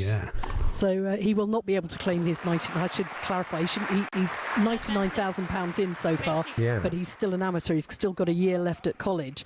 And in his press conference, kind of half jokingly, he said, well, if I can find a way to do my accounts that at the end of the year I've only got a £10,000 profit, I'll be all right. So he said it is a very expensive students' union. Yeah, that's it. Massive frat house somewhere. Just in France, has Pericard Taylor Fritz finished yet, Lisa? Because that was amazing last night. That's superb. Yeah, it was crazy because you could see as soon as those matches were starting, because things were delayed so long here on centre court with Fognini and Alcaraz having all kinds of fun and drama. And Katie Bolter didn't start until the evening, and she was the second match of the day. And he thought, well, hang on a sec, Alexander Zverev's coming on here afterwards. No way that match is going to finish before the curfew at 11 o'clock. And over on court number 1, as you say, in Peteshi, Perico and Fritz, we're going at it because the Frenchman had taken the first 2 sets on a tie-break. Fritz came back and took the next 2, and then they made the decision with 40 minutes left that there was it was unlikely they would get the set finished in 40 minutes, so they held it off, and it has been scheduled back in. And the big decision is about whether or not the roofs will be shut, because if you start a match under the roof, you have to finish it under the roof, and of course that means, especially on a hot day like this, the whole air conditioning system has to cool everything down without the grass getting slippery. So anyway, it's going to be later in the day that those matches come back out, but it will be interesting to see how they actually factor it in. Excellent. Thank you, Lisa. Back to you later. Lisa O'Sullivan there at Wimbledon. Still to come, Neil Manthorpe joins us from Edgbaston. Our team have gone up there. If you're listening overseas, you can follow everything that's going on the talkSPORT YouTube channel. Watch it all unfold. Our overseas listeners are going to be live at this second test, indeed all the tests this summer. And then we'll have regular updates for you, of course, here on talkSPORT. Neil Manthorpe, one of our top team, joining us for a chat. We'll talk a bit of women's Euros later on. It's all happening at Sheffield Wednesday, and not in a good way. Players not being paid, should I say. The preparation for the start of the season is just absolutely dire at the moment. We often speak to John McClure. He's a huge Sheffield Wednesday fan. He's been trying to get involved in the club a few times, but I think there's been a bit of a hands-off approach by the current ownership. But John will be joining us for a chat because these are worrying times for one of the great old clubs of world football. Definitely. And we'll talk a bit of Lions, and we'll keep you in touch with all the transfer stories of the day as well. That's all to come. We're here with Toolstation. Get fast-track delivery in as little as 30 minutes on the Toolstation app. Next stop, Toolstation.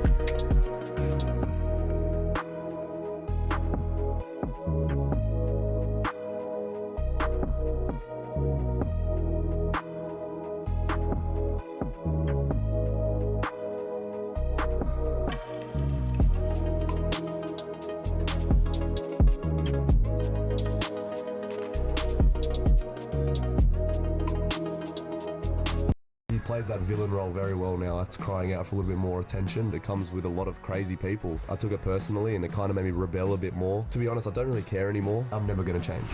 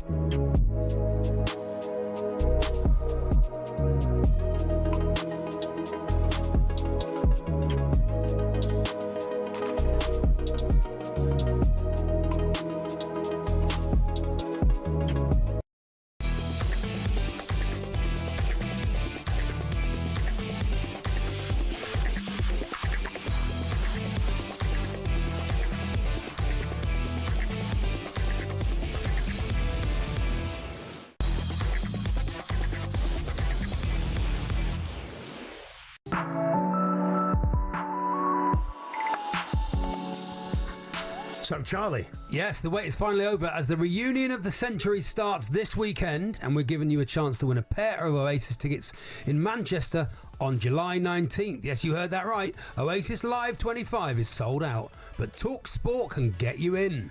It certainly can, but that's not all. Alongside the tickets, we'll put you up for the night in a hotel and put $5,000 in your back pocket, completely tax-free. Listen up right now for everything you need to know and how to enter.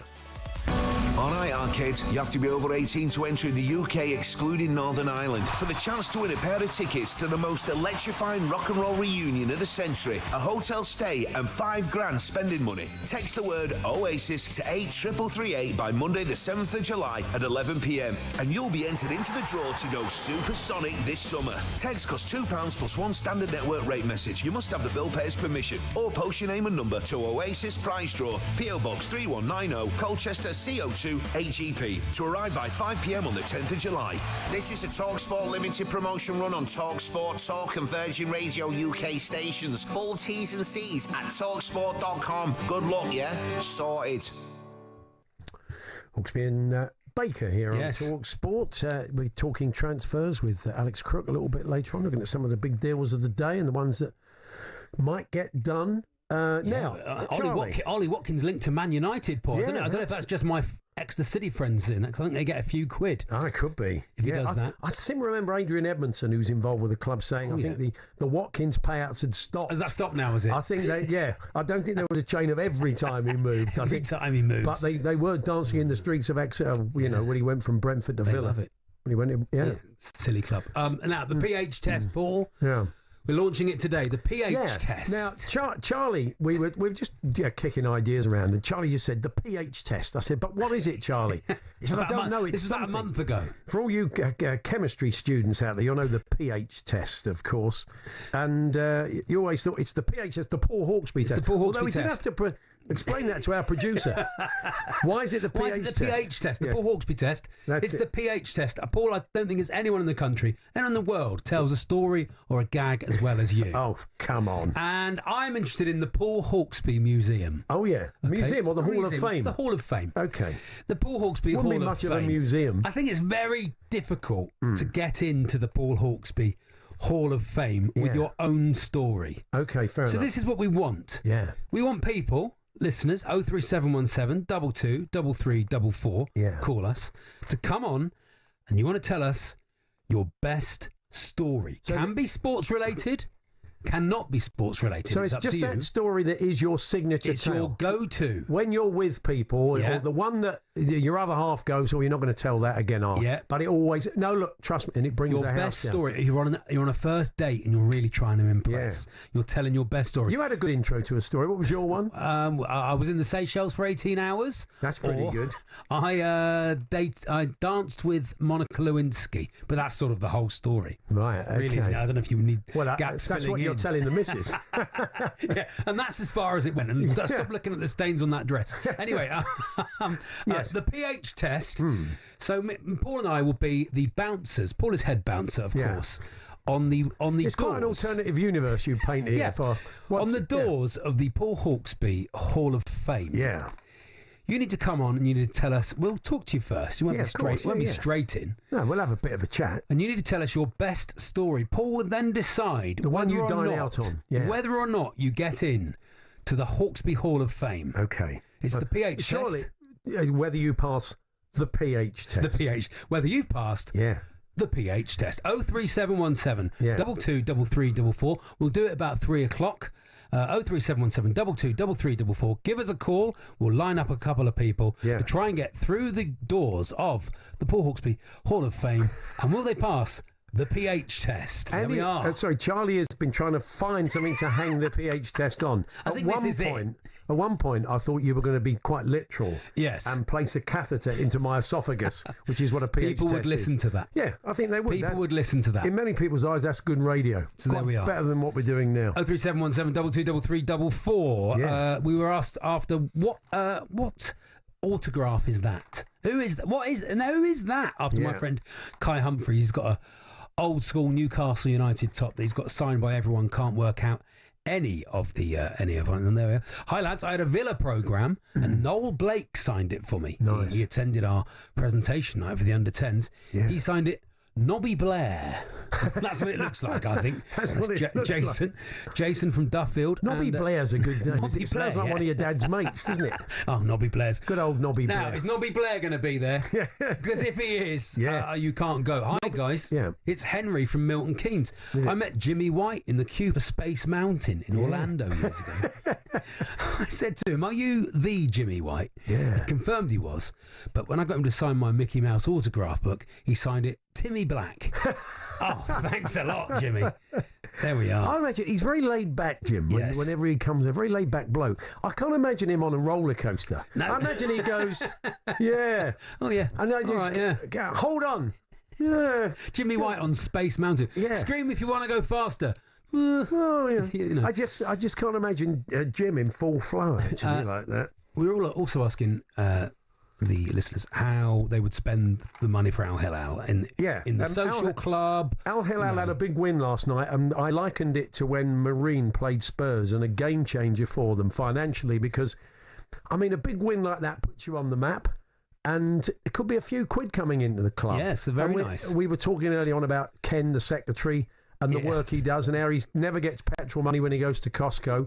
And I'd like to think he loves Al Hilal. Al Hilal, he's cut him and he bleeds Al Hilal, doesn't he? Really, he loves it. He's been there. He's happy to be a volunteer. The fact that everybody else is on $500,000 a week tax free doesn't bother him. Oh no, I won't put those receipts in. Yeah, it's absolutely fine. Imagine them saying, "Ken, put the receipts in." No, you're okay.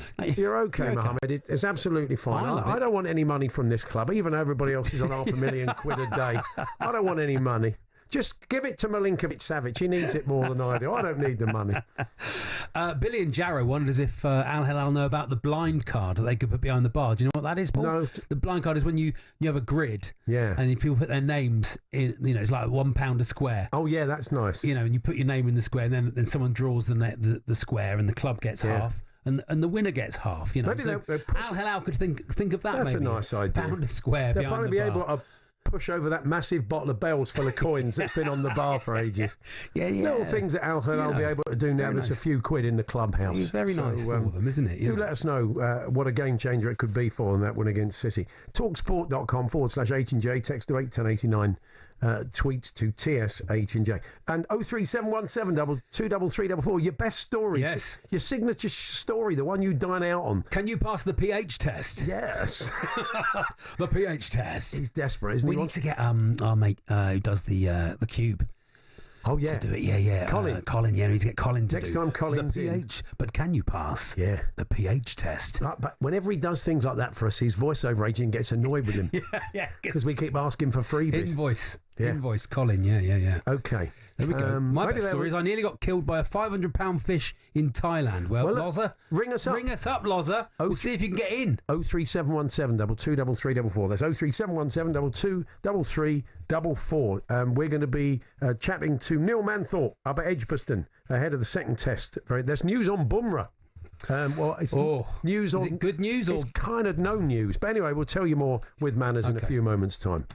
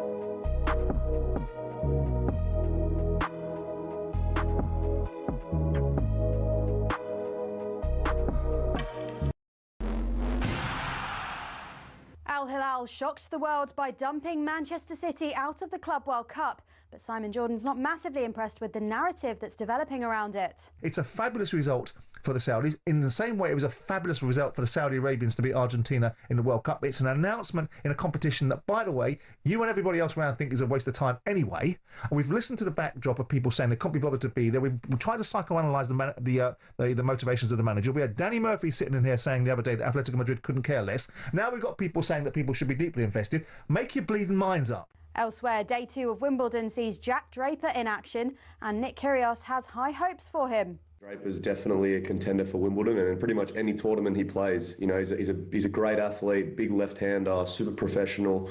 I think that, you know, British tennis right now is in incredible form.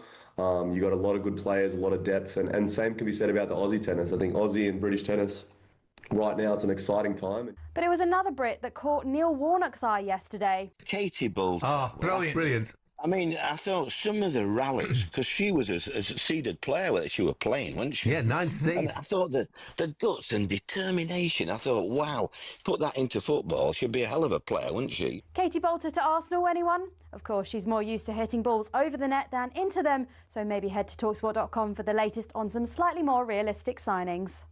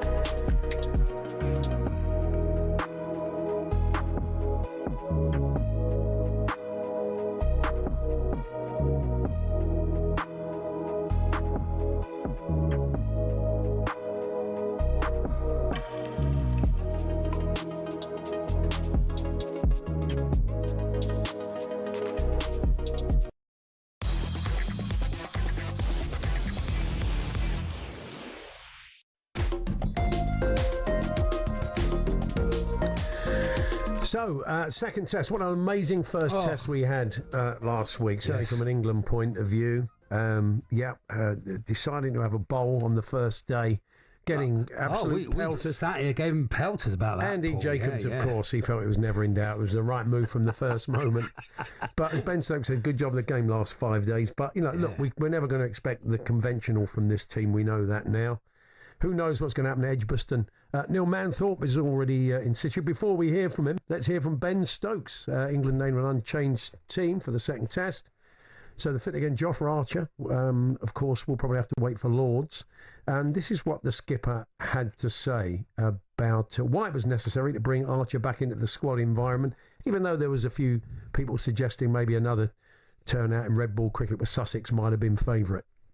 I think it's very important for Joff to be around the group this week. It's been a long time for him, and the last time he was in the test dressing room, obviously that was, you know, under a different regime. So I felt it was important, even if he didn't get selected this week, that he spends time around the group, because hopefully that we will see him play a part in this series going forward. So, you know, that time spent with Joff, you know, with the other individuals in this group is, you know, very important for the rest of the series, you know, not just the performances out in the field as well. There we are. So Ben Stokes says head up to Edgbaston. Neil Manthorpe, one of our top team, bringing you all the fine overseas coverage tomorrow on the talkSPORT YouTube channel, joins us now. Hi, Manners. Hey, Manners. Hello. Hello. Hello, Neil. There you are. We got you, Manners. Yeah. Where did disappeared for a minute. Where did you stand on this? Were you for giving him another run out for Sussex, or getting him into the fold even though he didn't play? Interesting, isn't it? They've torn up the rule book in terms of selection, and there was a sort of an unwritten rule that you had to play, coming back from injury, you had to play at least 2 first-class games before you could be considered for selection. But Ben and Baz do things their own way, and you know they're not afraid to create special categories for special players. We've seen that, haven't we? I mean, Jamie Smith and Jacob Bethel and a whole bunch of Shoaib Bashir. They also didn't come through, begin their careers in the conventional fashion, and Jofra is a very, very special talent. And Ben places a massive amount of importance on relationships. His relationship with Shoaib Bashir, for example, the relationships between all the players, and his feeling was that Jofra spending 2 or 3 days around the team and re-establishing those relationships was more important than bowling another 25 overs for Sussex. Yeah. And I've sort of stopped questioning now, really. I mean, I've ended up with so much egg on my face thinking, well, you know, who is Jacob Bethel? He hasn't got a professional 100 yet. And yet he is obviously a special talent. They've got a much, much keener eye for identifying it than I have. Yeah. And also, you know, playing with a Kookaburra ball, the way things are going after Surrey yesterday, you'll probably get carted for about 320. It's just not great confidence builder as a bowler. I mean, the other thing is that, you know, whisper it just between me and the listeners. Ben doesn't place a great deal of importance. Neither does Baz or Rob Key on county cricket. Yeah. You know, they say that there is a better, more efficient, more trustworthy pathway into national teams, and you're absolutely right. You know, batsmen play differently. They play Shoaib Bashir differently. They just, you know, any off spinner for that matter, they'll cart him, take him for 6 or 7 and over because there's another game next week and it doesn't really matter. And that's exactly right. You know, Jofra could run in on a flat one in Hove with a Kookaburra and go for 5 or 6 and over, and it would only be detrimental rather than beneficial. So yeah, I mean, I go with Ben and Baz, whatever they decide. On the Indian front, everybody's wondering whether Bumrah's going to play in this one. The feeling is he isn't, but they asked Shubman Gill earlier on today. You may have been listening in, Banners, and he said he's available for the game. We're going to make our mind up at the end of the day's sort of practice session. I mean, you sense that you will sit this one out and play at Lords, or what are you hearing? India have dug a massive hole for themselves. Yeah. I understand why they announced that Bumrah would only play 3 out of the 5 Test matches, because they didn't want people questioning Gill's appointment as captain.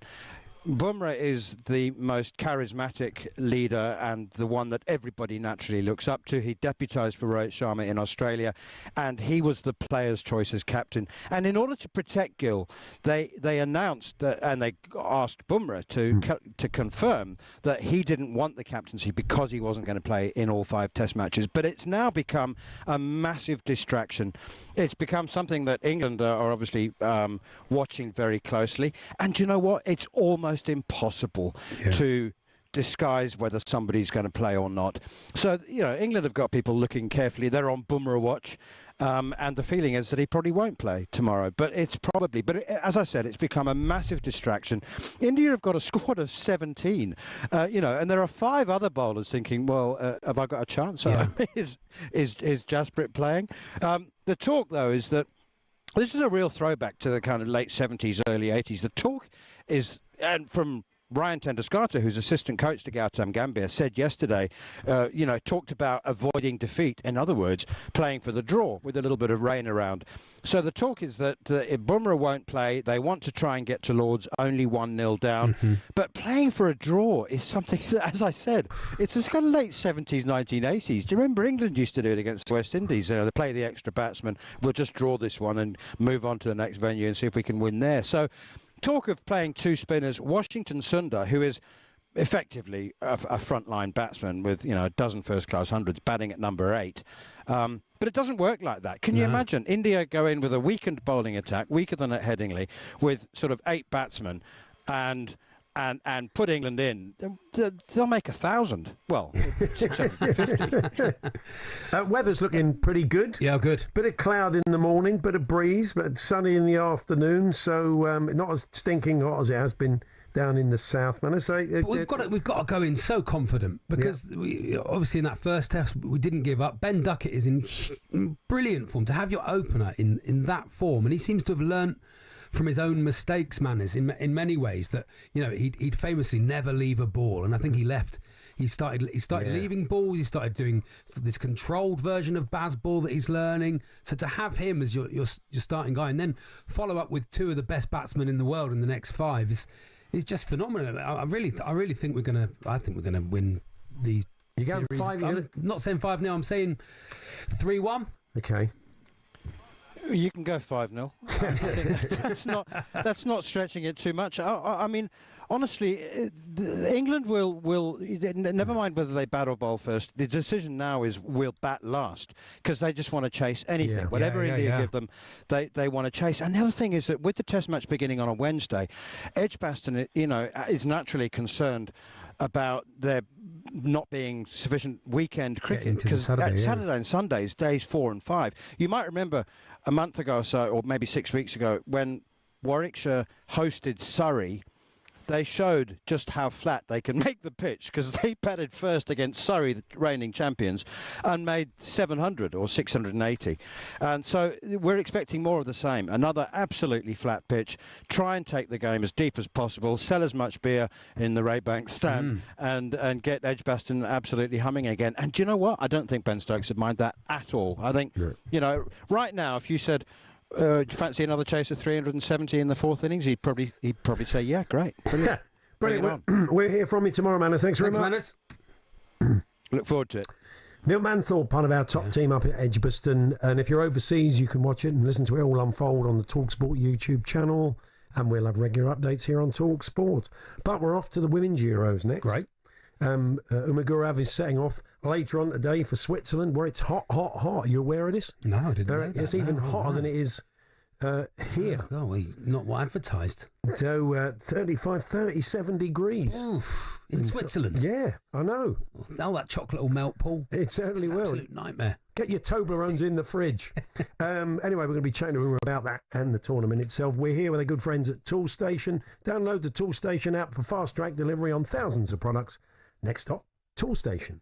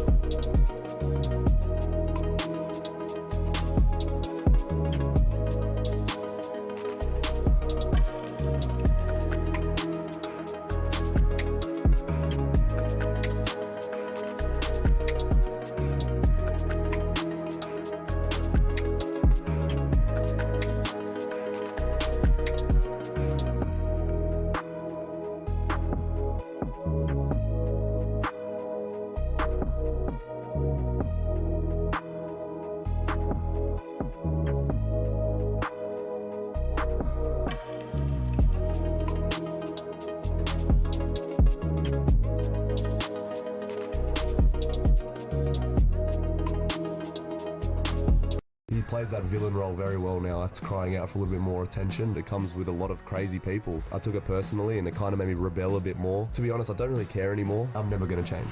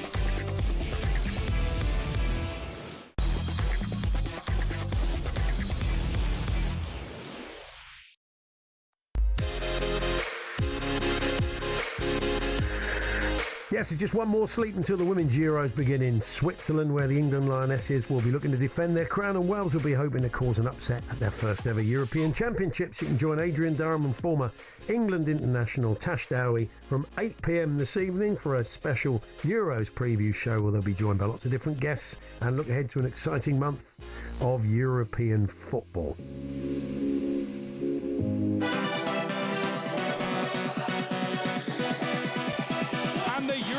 Championships get underway. Right-footed drive, hits the post, comes off the goalkeeper and in. Spectacular hit from Diani. Cuts back onto her right foot and finds the net. Vivian Miedema. And opportunities around the goalkeeper, and it's in from Bob Marty. Hooks up the cross and the header is in from Harder. Into the penalty area. Gonzalez with the shot, past the goalkeeper and in. A lovely move by Spain. His ball has fallen for Hagerberg in the penalty area. Plays it square. Frida Marnham taps it in. 2 goals in quick succession for Norway. And Eva Pyle there to gleefully tap home from inside the 6-yard box. So Wales, for the first time in their history, have qualified for a major tournament. Gritting Cannerin from the angle with the shot, and it flashes into the back of the net. Opportunity for Russo inside the penalty area. Finds the corner. Alessia Russo for England. We'll have live commentaries throughout Women's Euro 2025, including all England, Wales and Spain matches, plus all knockout games. And, should be fantastic. Yeah. Uma Gurav is setting off talkSPORT's very own later on this evening. She's popped into the studio before she does so. Hi, Uma. Hello. Yeah. I'm just talking about the weather. It is, it's been pretty stinking hot here, and it's really, really hot over in Switzerland as well. So something else for the girls to contend with. It's really hot. They've actually had to introduce some measures, I think, in some of the stadiums. Like, fans are allowed to take half-litre water bottles in until Friday. They're going to have their rest breaks. I think probably they'll have quite a few. But, yeah, it's really tough because even though the games are at 9 o'clock local time some of the days, they think it's going to be 29 degrees tomorrow, I think, for Switzerland's opener, which is crazy and, tells you just how much they'll have to deal with on top of all the pressure. But like you say, I think they'll all be dealing with the same thing and hopefully it'll cool down next week. Now let's have a look at the groups, because Switzerland's opener, but they don't kick off the tournament, which is what the hosts usually do, isn't it? Yeah, because they've got 2 games on the opening day. It's actually Iceland and Finland who get us going at 5 o'clock UK time tomorrow. That will be a really closely matched game, I think, actually, in some ways, because Iceland and Finland are in this group along with Switzerland and Norway, which I'd say is the most open group there. There's no, I suppose, big hitters in there. Norway maybe used to be one of the giants of women's football, but they've really dropped off recently. Iceland, Finland, honestly couldn't call it. I think if you absolutely forced me to, I'd say Iceland would be the slight favourites heading into that one. And then later on, of course, that's another tough game when Switzerland finally get going against Norway. They'll have their home support. So it'll be interesting to see whether that works for them, because of course England won the Euros on home soil last time. The time before that, the Dutch won it on home soil. So a bit of a pattern developing But not sure a about different level, a different level, isn't yeah, it? You know, I'd be very surprised. Norway have got the only English coach in the tournament, haven't they? They do. Gemma Granger, who women's football fans will recognise, of course, she used to be the Wales manager, but she got given the job at Norway. It's a huge job, and it's interesting, actually. I was listening earlier, I think somebody actually said in front of her once, there's no big hitters in this group, and I think she really took that to heart, and now she's going into this thinking, I really have to because they were one of the big nations of women's football. I mean, to win the Euros twice and then win the World Cup, the kind of talent you have to do that. And it's not like they don't have amazing players among their ranks. There's Caroline Graham-Hansen, great player, and Guru Wrighton from Chelsea. They've got some really good players in here. I think they just have to live up to it. I mean, Ada Hegerberg, of course. Yeah. They just have to live up to their expectations, and this is the group for them to do that for sure. So they've got that history. So what happened? What happened? Did the investment just stop? Did the development just stop? What happened? Well, this is the thing, isn't it? When you look at so many, I think, of these women's teams, is there the sustained backing from your country, and sometimes that's about success, and sometimes it's about just belief, and we've seen it with the Lionesses here, right? I mean, it's taken so much for people to get behind the Lionesses, and even now in the last couple of years since the Euros, it feels a little bit now like people are sort of starting to doubt them, actually, and you can see how quickly like WSL attendances have fallen because maybe we didn't win the World Cup, we weren't at the Olympics. So I think football fans are a bit fickle, aren't they? Perhaps. Group B is Belgium, Italy, Portugal, and Spain. Well, we expect Spain to go through. We were just sort of saying off here, Italy not in great nick. So would you expect Portugal or Belgium to go through with them? I do expect it to be Belgium or Portugal. What's interesting about that is that they played each other. They were in the same Nations League group as England. You might remember England beating Portugal 6-0, of course, recently at Wembley. But Belgium and Portugal beat each other once each in the Nations League. So that's a really tight one. Could come down to the wire, I think, there. I think Belgium, actually, I think are going to slightly edge it. They're my kind of surprise team, I think, in that group, because Portugal are missing their key striker, Kiki Nazareth. She's been included in the squad, strangely enough, but I don't think she's going to be fit to start any of these games. So I think Spain and Belgium, if Spain don't top that group, it'll be the shock of the tournament. So it'll be one of those where they're hoping that she might be fit maybe for the latter stages if they get through. Group C, Denmark, Germany, Poland, Sweden. You'd expect Germany to go through, and we could end up playing Germany, couldn't we, potentially? We could. In the first knockout stage. Exactly. So if England get through, it will either be the winner or the runner-up of that group. So you'd expect it to be Germany or Sweden. Obviously, hopefully, England top the group, so maybe then we're looking at Sweden there. Denmark have a possibility, I think, to upset the order there. Sweden are one of those teams who make it to the semi-final of every single tournament and then just can't win. I mean, we saw them get beaten 4-0 by England. That famous Alessia Russo backheel was against Sweden, of course. I don't know if it's maybe Sweden's time. They're kind of due a big win here. They're flying under the radar a little bit. I think so with Germany, actually. I think Germany, we were talking about Germany earlier, weren't we? They've lost their big midfielder, haven't they? They have, and obviously they lost Alexandra Popp, who's retired. But they've got some good players. They obviously beat England 4-3 at Wembley not that long ago. So I think they're dangerous. Group D, England, France, Netherlands and Wales. And as Charlie was saying earlier on, we know France and Netherlands are strong. And any domestic dust-up between Wales and England, there's a lot riding on it. Especially if there's something on it, That'll be tough. Exactly, so it is a tough old group, isn't it? Yeah, it's an interesting one. That one's being billed as the group of death. But I think actually when you look at every single team, they've all had a little bit of turmoil heading into this tournament, because France have had this crazy situation where this new manager has come in, Laurent Bonadai, and he's dropped Wendy Renard, who's their captain, Eugénie Le Sommet, who's their all-time top goal scorer, and Ken Zadali, who's like this veteran midfielder. And it's caused like uproar in France. We think, with Mary Earps and Fran Kirby and Millie Bright leaving, that we've had a tough time of it. Theirs has been huge. Right. So actually, we don't know what kind of France we're going to see. Their coach quoted Einstein, and he basically said, we've never made it to the final, and if it's insanity to keep things the same, you have to change things, otherwise nothing's going to change. Right. If that works, it's genius suddenly, right? But if it doesn't, then everybody's suddenly like, how have you left these three players behind? So I think that's actually going to be a really interesting group. But I would say, I think France and England are going to get through. Excellent. Well, look, safe journey, Uma. Thank you very much. We'll speak to you while you're out there. Six games is all they've got to win. 6 games in a row. It's easy when you put it like that. Yeah, that's true. It's nothing, is it? Nothing. 6 games in a row. Plenty of live commentaries. England, Spain and Wales and all the latter stages from our top team out at the Women's Euro. Still to come this afternoon. It's all happening at Sheffield Wednesday, but not in a good way. John McClure from Reverend and the Makers, big fan of the club, will be chatting about the nightmare going on behind the scenes at the moment in the build-up to the new season, and lots more besides, including all the big transfer stories of the day to come after the 3 o'clock sports headlines.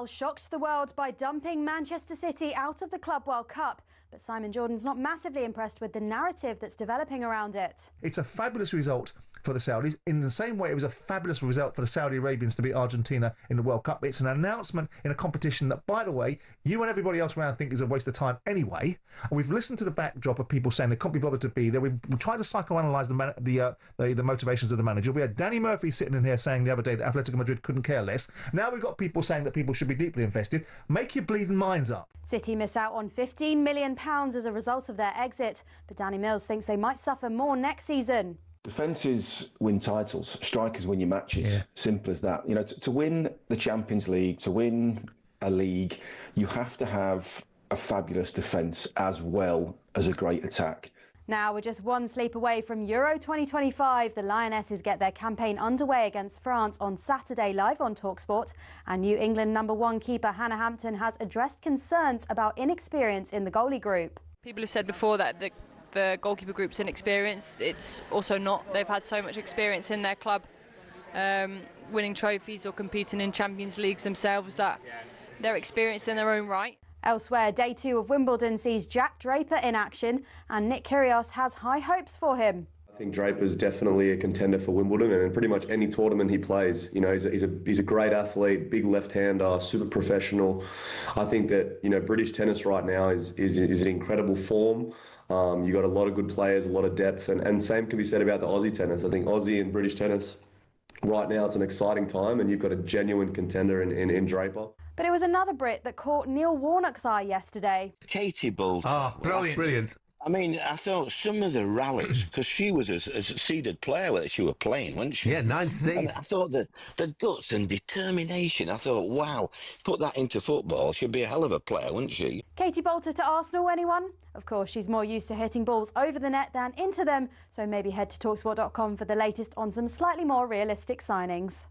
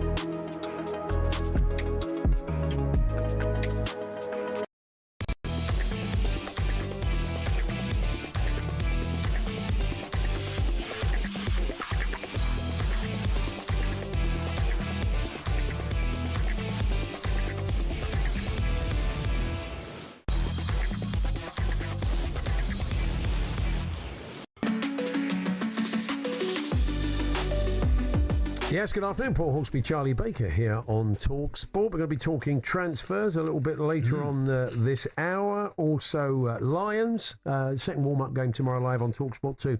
Build up from 10. A good bit of business by Arsenal. I'd say Keppel for £5 million. Very good indeed, yeah. I mean, it's not a surprise. Everybody knew it was going to happen, but it's just been confirmed as not a £100 million striker, Paul. It's a £5 million goalkeeper. But I think that is quality backup. Very good indeed. I mean, for that sort of money. So, yeah, well done to them. Anyway, it's the first ever episode, Charlie, of the pH test. Your brainchild, the pH test. It started with a title, and then Charlie has bolted a format onto it. And a lot of telly gets made that way. Exactly. You'll be surprised. The pH test, Paul. Here it is. Let's go. Let's go. Here it is.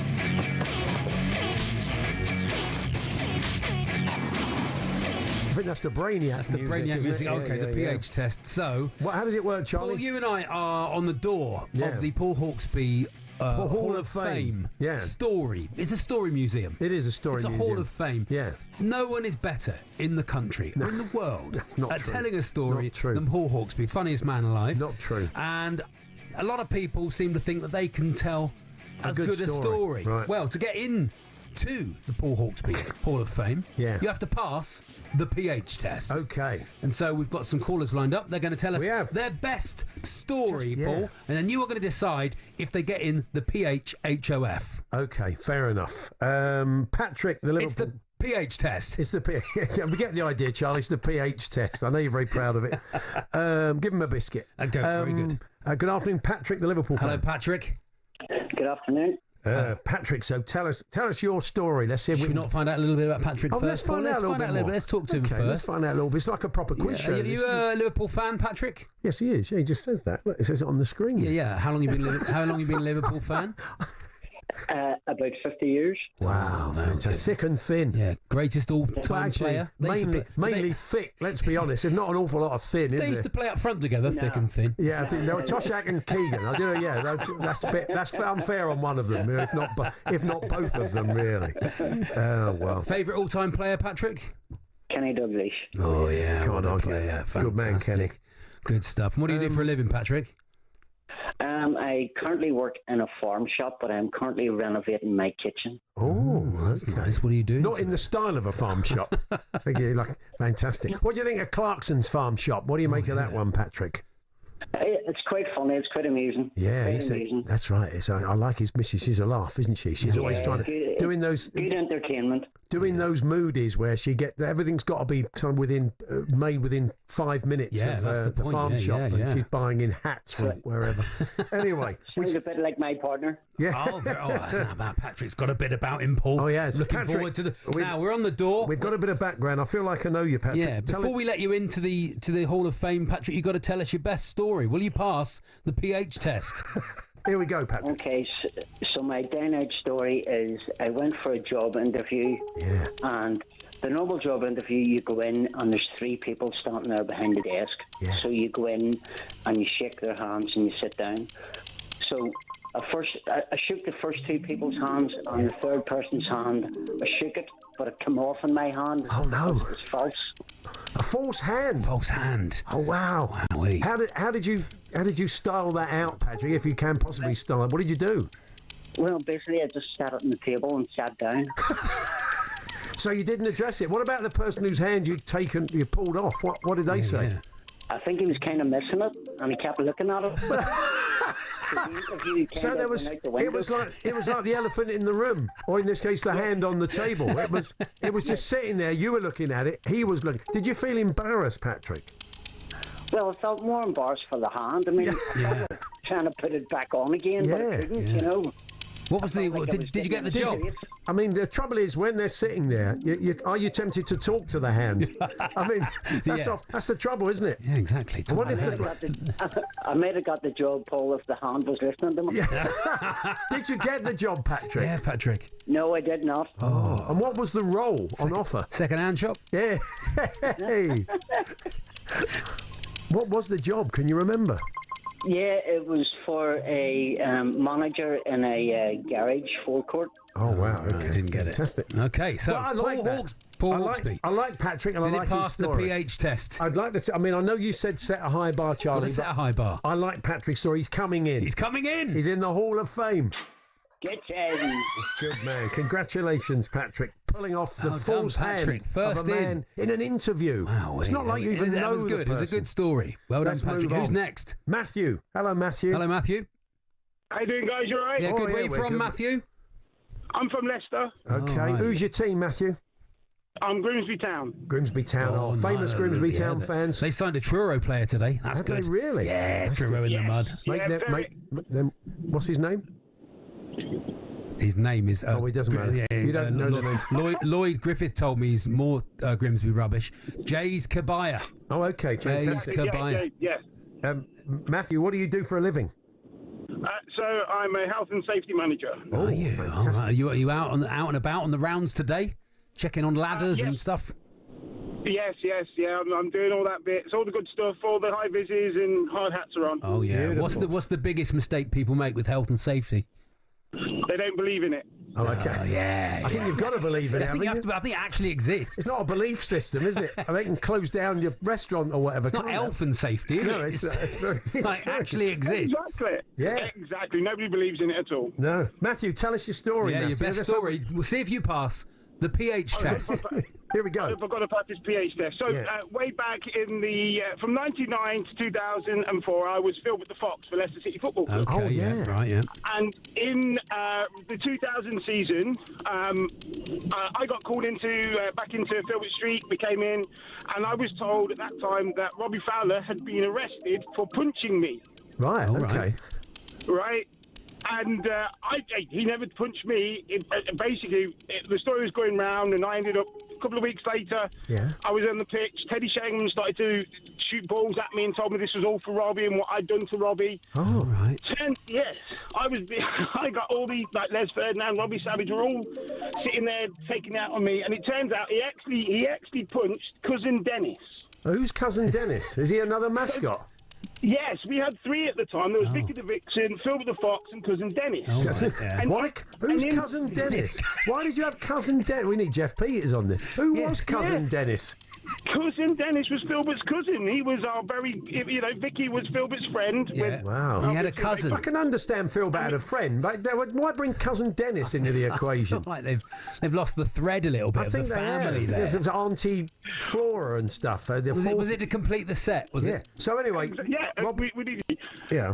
And then years later, my friend said, you're in Robbie Fowler's book. So in his first autobiography, he calls me a fat mascot. Well, there's a few other words in it, but I can't use that for the radio. Wow. So I'm looking for some sort of, I've been trying to get onto shows and go to things and say, look, I want a retraction. It wasn't me you hit, it was... Trying to get onto shows with this story. Well, look, I'm glad you got onto this show. And this is your best story, because you're trying to get in the Hall of Fame. Robbie, it was Cousin, what was it, Cousin who? Cousin Dennis. Cousin Dennis. Cousin Dennis. The Den, is it the... No, nothing to do with it, is it? I mean... So, Robbie, you got it wrong all those years ago. Paul, it's up to you. It's over to you. Does it pass? I like the story. The pH test. I like the story, but unfortunately in this case, Matthew, we can't have everybody in. There's not a lot of room. I'm afraid. It's a great story, Matthew, but you haven't made it in. But God bless you. Thank you very much for calling. It's a no. There we are. Sounds the same when it opens. Move on very it quickly to Ryan. Last one. Hello, Ryan. Ryan? Are you there?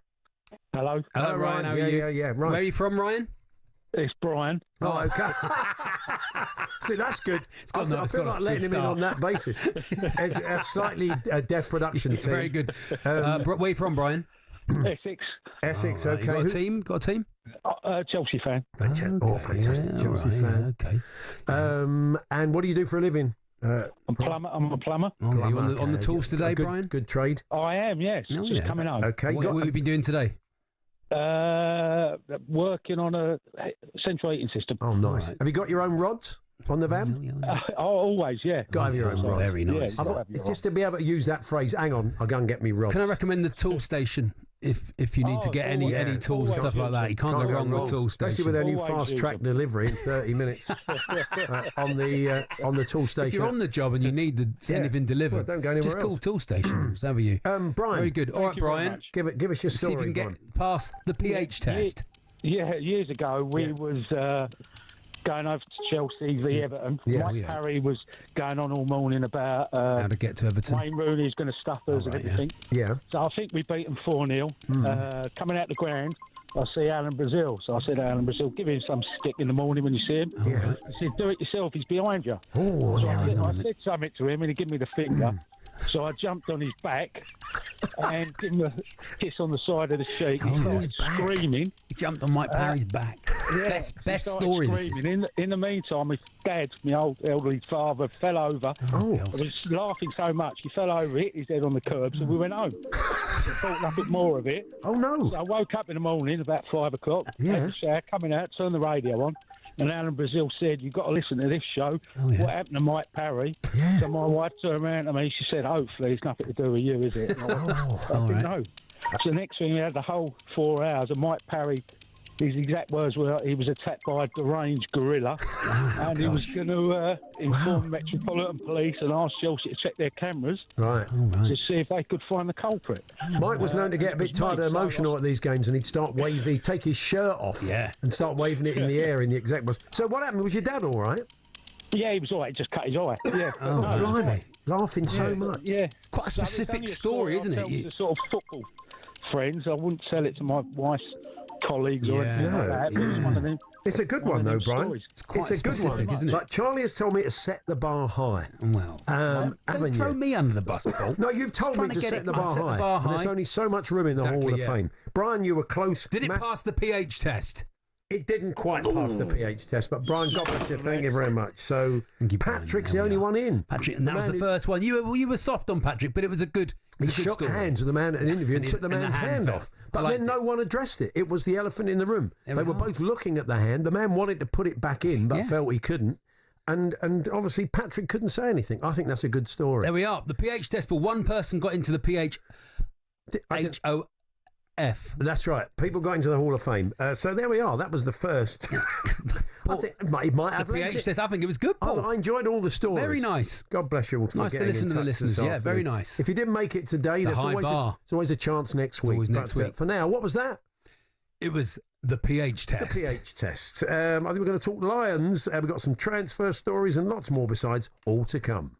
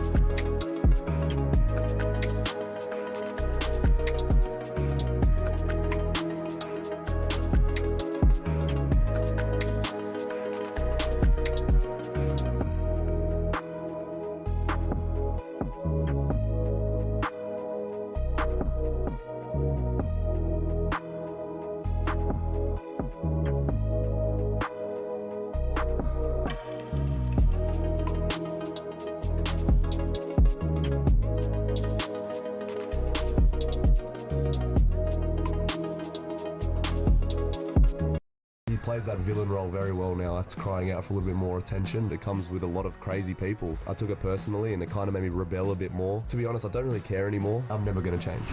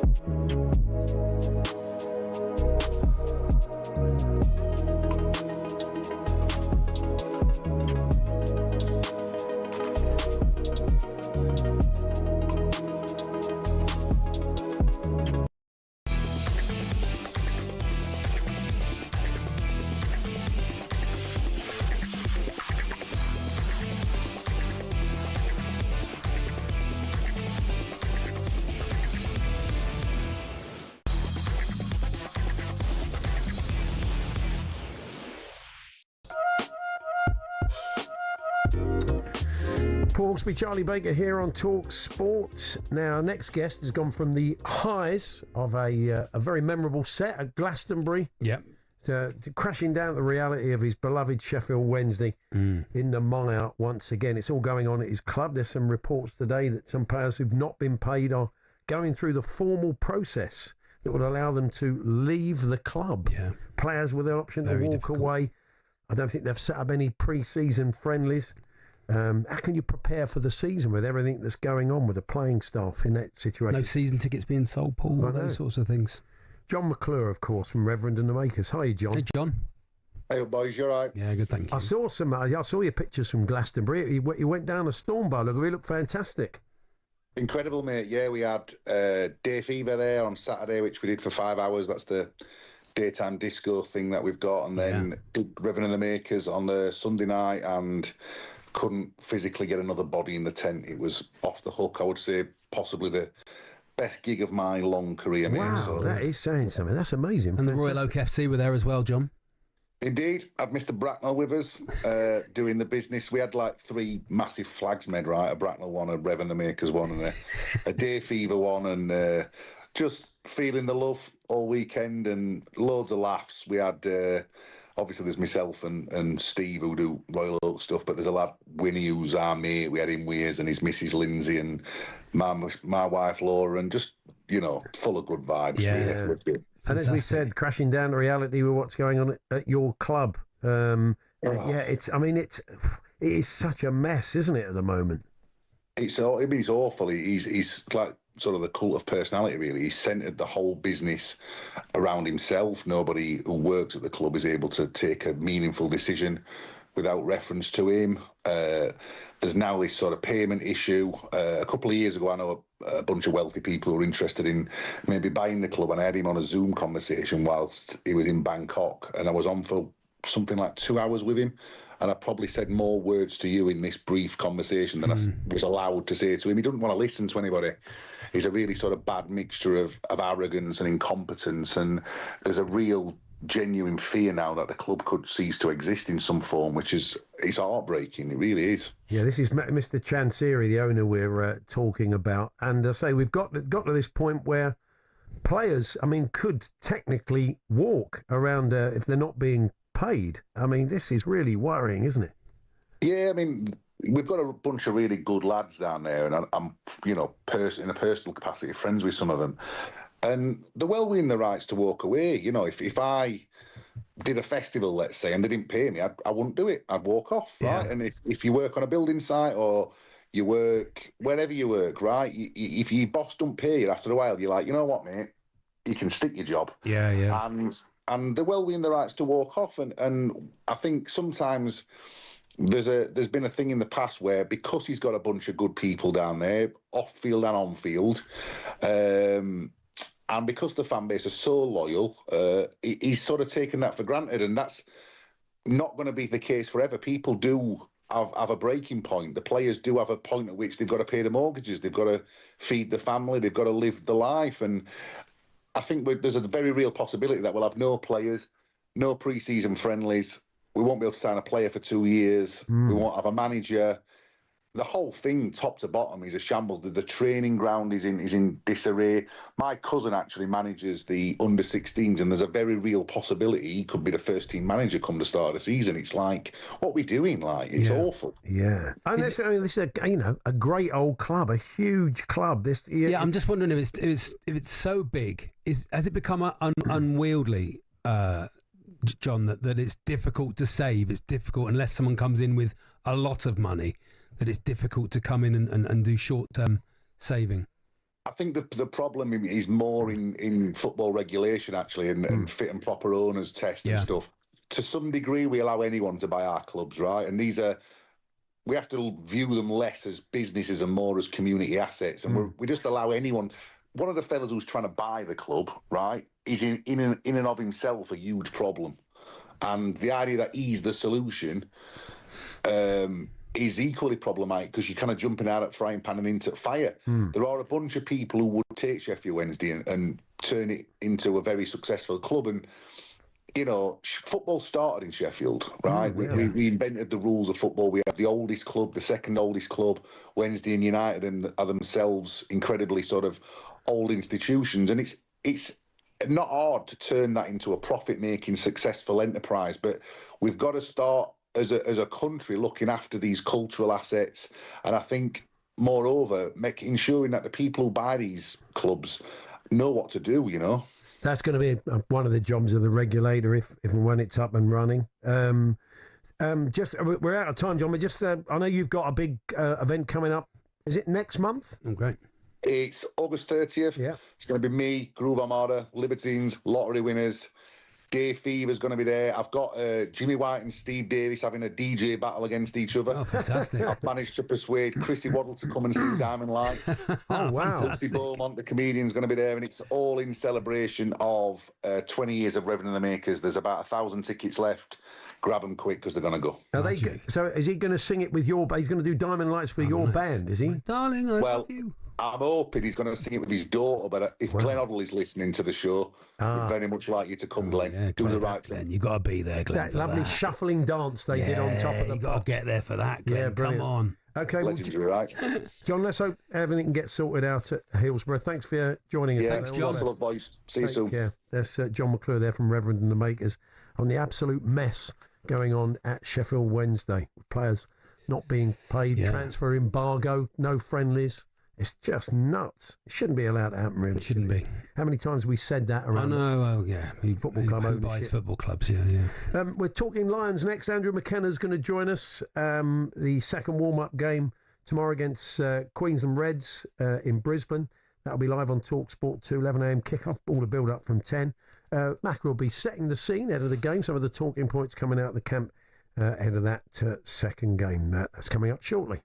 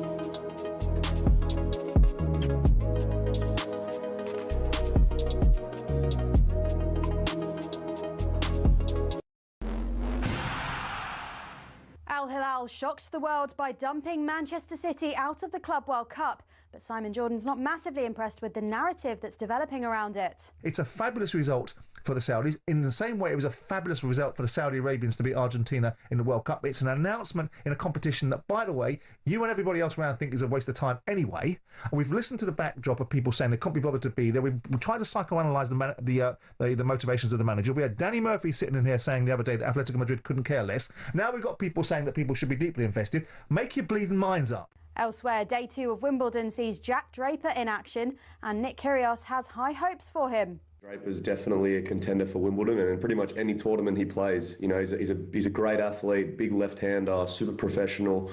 I think that, you know, British tennis right now is in incredible form.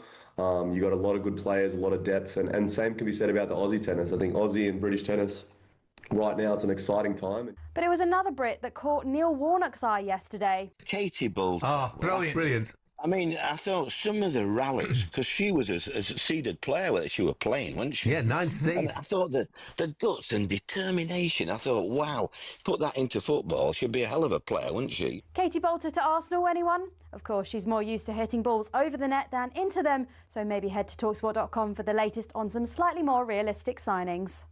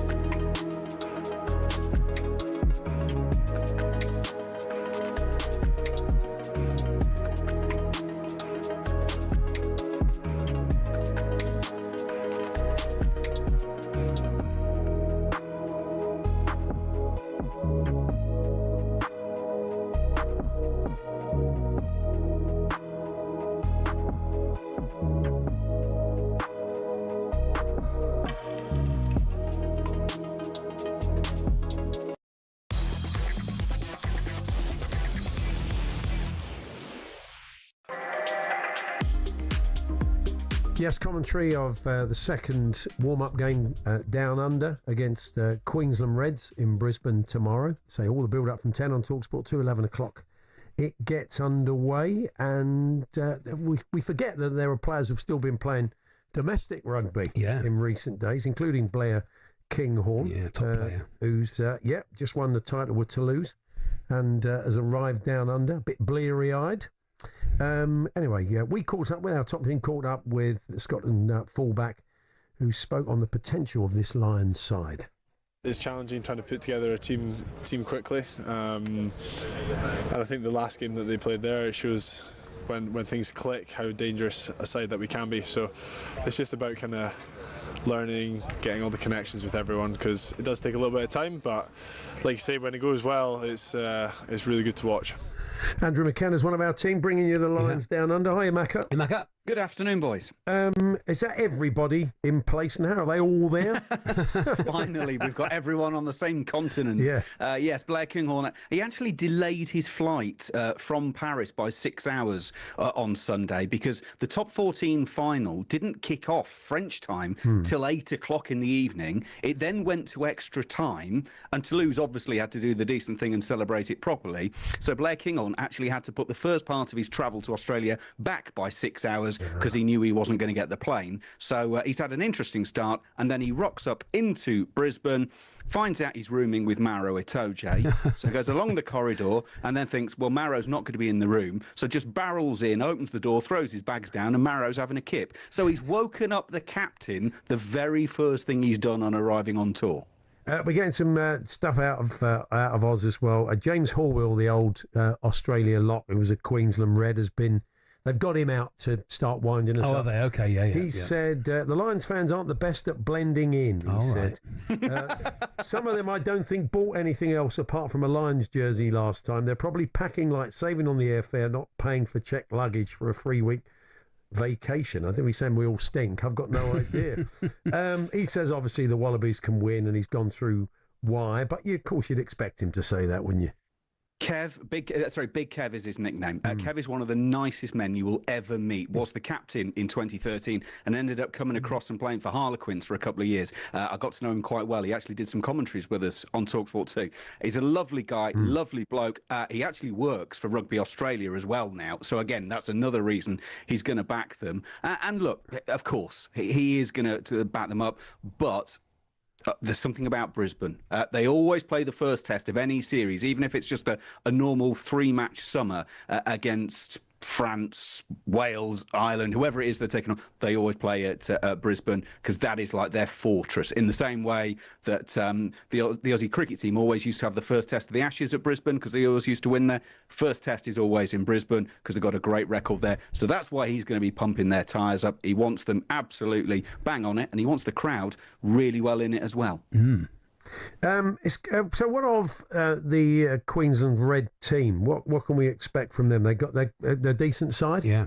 Yeah, they finished 5th in Super Rugby, made the playoffs, were beaten by the Crusaders from New Zealand, who actually went on to be the champions. Now, they don't have that many of their Wallaby players been sent back to them. So they've got Hunter Paisami, who's a ball-playing centre in midfield, and Matt Fessler, their hooker. They've been released back, but they've had their sort of spine of the team kind of ripped out a little bit. So again, like we saw with the Force, you would say that the starting 15 is okay.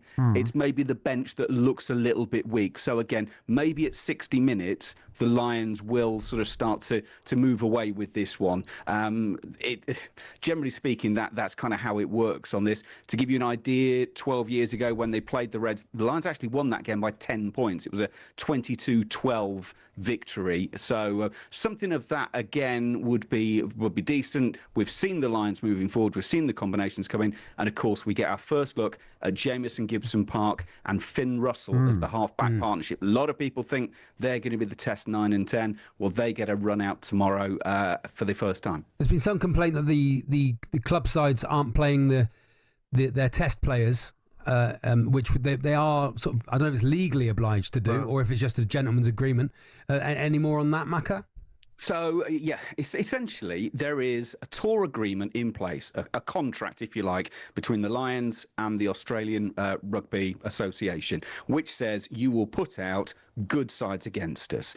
Because the Lions, if you're touring for 6 weeks, it's a bit different to just rock up for 3 test matches and go. You know, you've actually got a period to get into form and out of form. So you actually need the opposition to be relatively strong. So that's the point of that. The other point is, for some of the Australian sides, so for the Western Force, the Lions played on Saturday, they'd not played a game for a month because their season was over. Now, when you bear in mind Australia are only playing 1 warm-up game ahead of the test, they're playing very early hours of Sunday morning this weekend, UK time. They're playing Fiji in a game in Newcastle, which is about an hour and a half, 2 hours north of Sydney. That's their only game. So in a way, I'm surprised that Australia aren't saying, right, we need more of our players to get some game time, because not all of you have been in the playoffs. Some of you haven't played for 3 or 4 weeks, and some of you won't get 80 minutes against Fiji. Therefore, it would be really useful to get game time against the British and Irish Lions. But Joe Schmidt is a little more, shall we say, pragmatic. He doesn't want to expose his players to some of these games. So as a result, you're getting a few players being released back, but certainly not all of them. Apart from Gibson Park and Russell, what else are you looking forward to seeing maybe starting to take shape with these 14 changes with an eye on the tests, Macca? Well, the other name that leaps out is James Ryan. So he's the reserve second row. This will be his first appearance of the tour so far. He was working away from the group in Dublin for a few days. So I think he's been carrying a bit of a knock as well. Maro Itoje and Ollie Chesham are the starting second rows. Be interesting to see how many minutes Maro Itoje gets.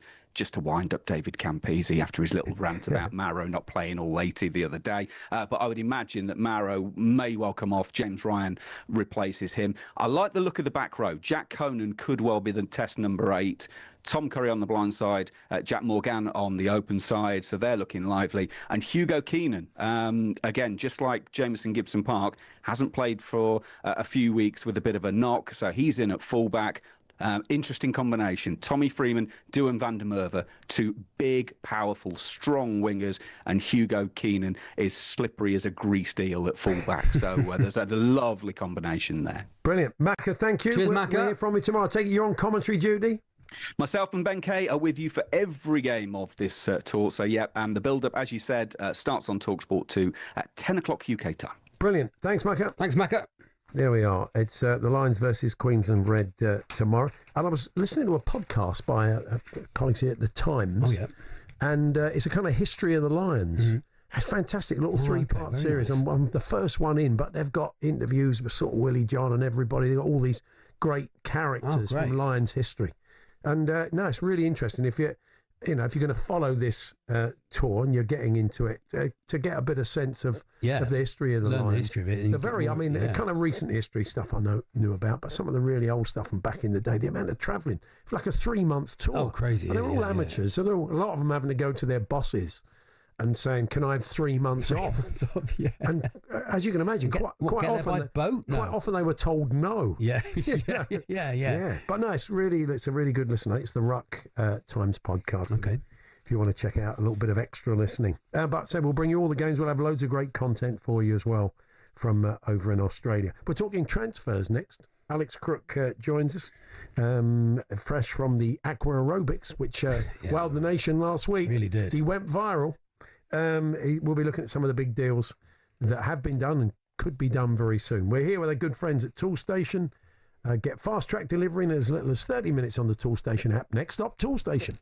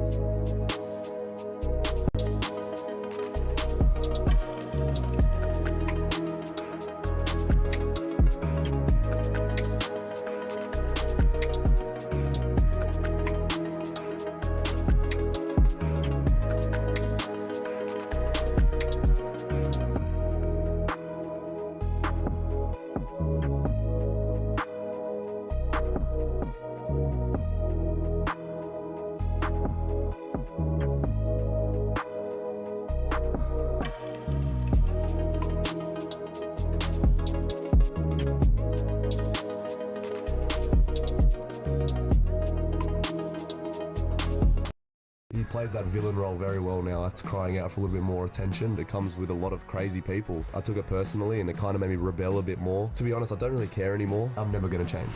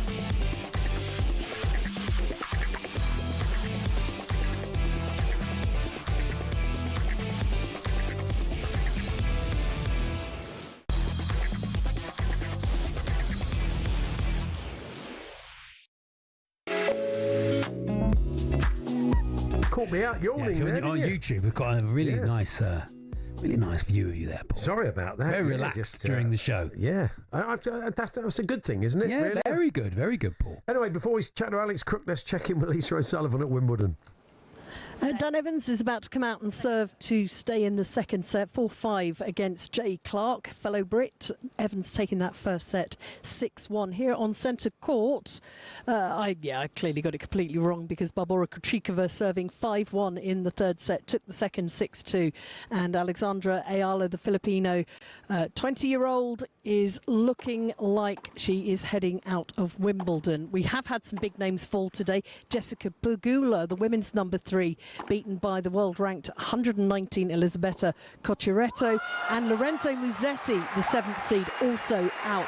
Heather Watson has gone too. She came out fighting against Clara Tauson, taking the first set, but a bathroom break for the Dane helped her turn the tide to come away with the victory. Thanks very much, Lisa. Regular updates from Lisa into the evening. But joining us now, the king of aqua aerobics. Oh, yeah, he loves it. Our transfer guru. What is this, talk aqua aerobics? I think it is, yeah. It should be a sport. He's turned it into a sport. Alex Crook joins us. Yeah, he looks slim, doesn't he look slim, Paul? Oh, yeah, I can see round the middle. He's really cut. Get those legs up. Really Get those knees up. Twisting the body in water. Love it. Good afternoon, Alex. Good afternoon. How are we, boys? Yeah, you went viral. You went viral last week with your aqua workout. Is that right? Yeah. You're bringing out your own DVD. Clear if the pool. DVD Clear still the pool. existed, yeah. Anyway, Harvey Elliott, he's had a fantastic Euros. We were talking to Henry Winter the other day saying what a shop window it had been for him. What sort of money are Liverpool looking for, and where are the likely destinations, Alex? Well, I think he's got his pick, to be honest. I think probably half of the Premier League at the moment are interested in signing Harvey Elliott, but there are European clubs, and particularly clubs in Germany, in the hunt for his signature as well. RB Leipzig, of course, under the banner now, if you like, of Jurgen Klopp, former Liverpool manager, very much one of his suitors.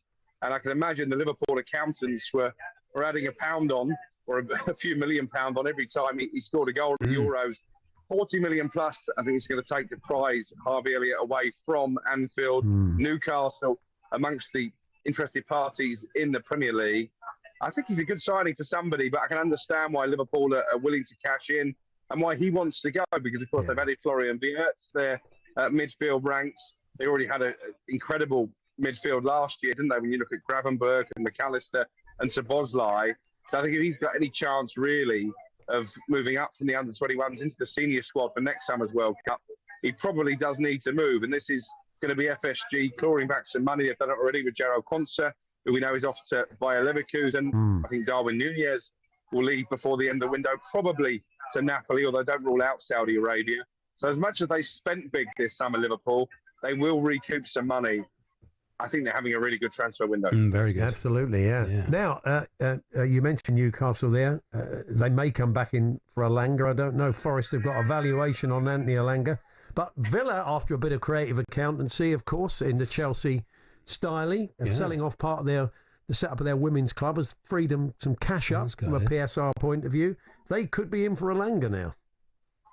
Yeah, they could. I think there are a few Premier League clubs watching this situation with interest. Anthony Elanga, a contender, I think, for many people, for the Premier League Team of the Year last year. The issue that clubs who want to sign him have got is that Manchester United have a pretty hefty sell-on clause in that deal. So Nottingham Forest, as you say, are after maximum money. It's going to take in excess of £60 million. I think they've seen what United are paying for Mateus Cunha and what they will end up paying for Brian Mbeumo as well. They bracket Elanga in the same kind of category, but Villa have been long-term admirers, so certainly one to keep an eye on.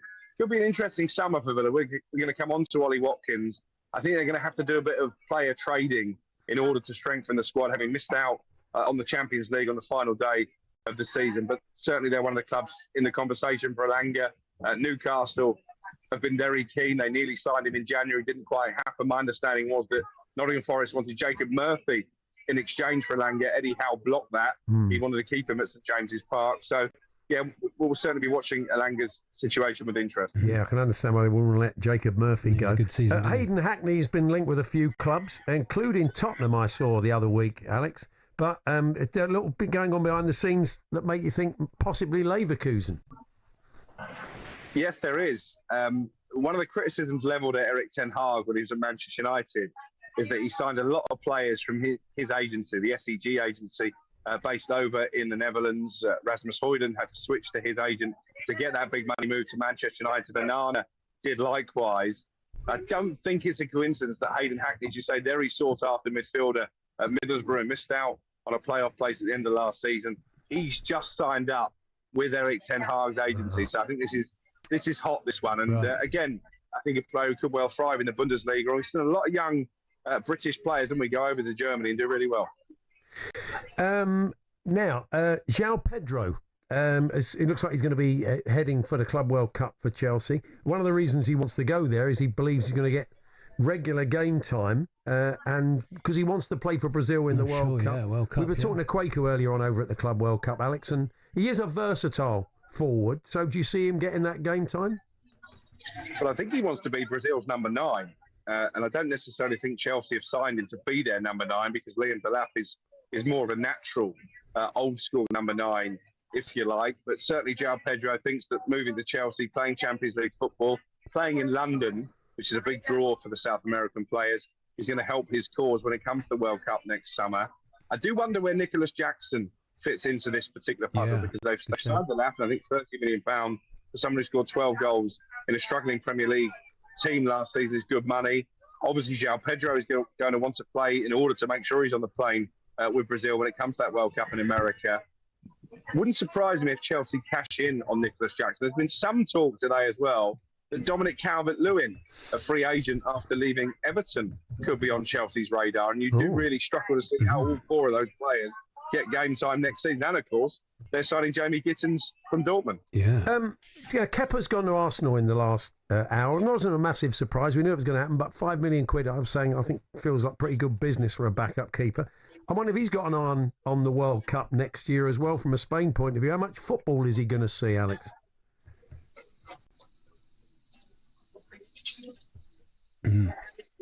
Oh, we have lost Alex there. He's hello, Alex. Can you hear us? On the all-inclusive, he's popped to get his unlimited buffet. Somebody's just bought him a big blue drink with an umbrella in it. Yeah, he's popped over. There we are. He's looking. If you look at him, there we are. Can you hear us, Alex? Can you hear us? No, he's lost completely. There we are. Well, we have lost the line to him as we're on holiday. We're going to get Alex back. We were going to talk about. I was going to ask him about Kepa. Really, try and get his thoughts on that. It seems like a no-brainer. Yeah, Kepa, he hasn't the Balaga to Arsenal. Well, I mean, Bournemouth might be wondering why they didn't, spend the $5 million and signed him. But I expect Kepa didn't want to go to Bournemouth full time, so I imagine that's what's happened there. I mean, he hasn't. But good business for Arsenal. He hasn't played as regularly for Spain in recent years. I just wondered if there might be an angle there. You never know. And Watkins to Man United as well was the other one. Which is fascinating, actually. He's still there. I can still see the picture. Can he hear us again? Still see him, but visually, it's not great on the radio, is it? He can't hear us, but he can see us. I can see him. I can see him looking very well. He's turning his camera because he's in his trunks, and he's not in his trunks. He's not in those budgie smugglers, Paul. He's not. Look, I can see why the water aerobics is bottom half in the water. We never got around to Watkins for Manchester United. That's not going to happen. You're not on board with that, Paul? I don't think Villa will sell him. No, they don't. Not now. They don't need to. I don't think they would have done anyway. Madueke to Arsenal. That's an interesting. That's the other one as well, isn't Chelsea it? Chelsea are going to have to thin out their squad a bit. So, just some of the stories we didn't get round to with Alex Crook. Mick's been on. I've been lying on a bed in a darkened room with your show on the radio. I've fallen asleep and I've been woken up by cries of "Cousin Dennis, Cousin Dennis." That was part of the story, part of the pH test. Paul didn't get in. I'm still quite shocked. We'll have to ask Jeff Peters about it. I'm quite shocked that Leicester had three mascots, one of which was a cousin of Philbert the Fox. Not a family tree, is it? It's a mascot. Somebody waves it. Somebody waves it. Oh, yeah, that's the mascot's cousin. Oh yeah, don't start bringing extended family in. Cousin Dennis. It was Cousin Dennis he punched. Anyway, lots of people texting in their pH test stories. You've got to phone in. No good. You've got to phone it in next Tuesday, 3:00. If you want to get in the Paul Hawksbee Hall of Fame, you need to ring us up, tell us your story, and Paul is going to be a lot tougher from now on. Absolutely.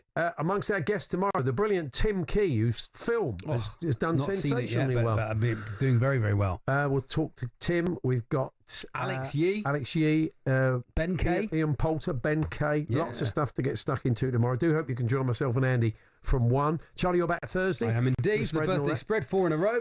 But coming up next, it is Andy Goldstein and Darren Bentwood Drive. Have a good evening.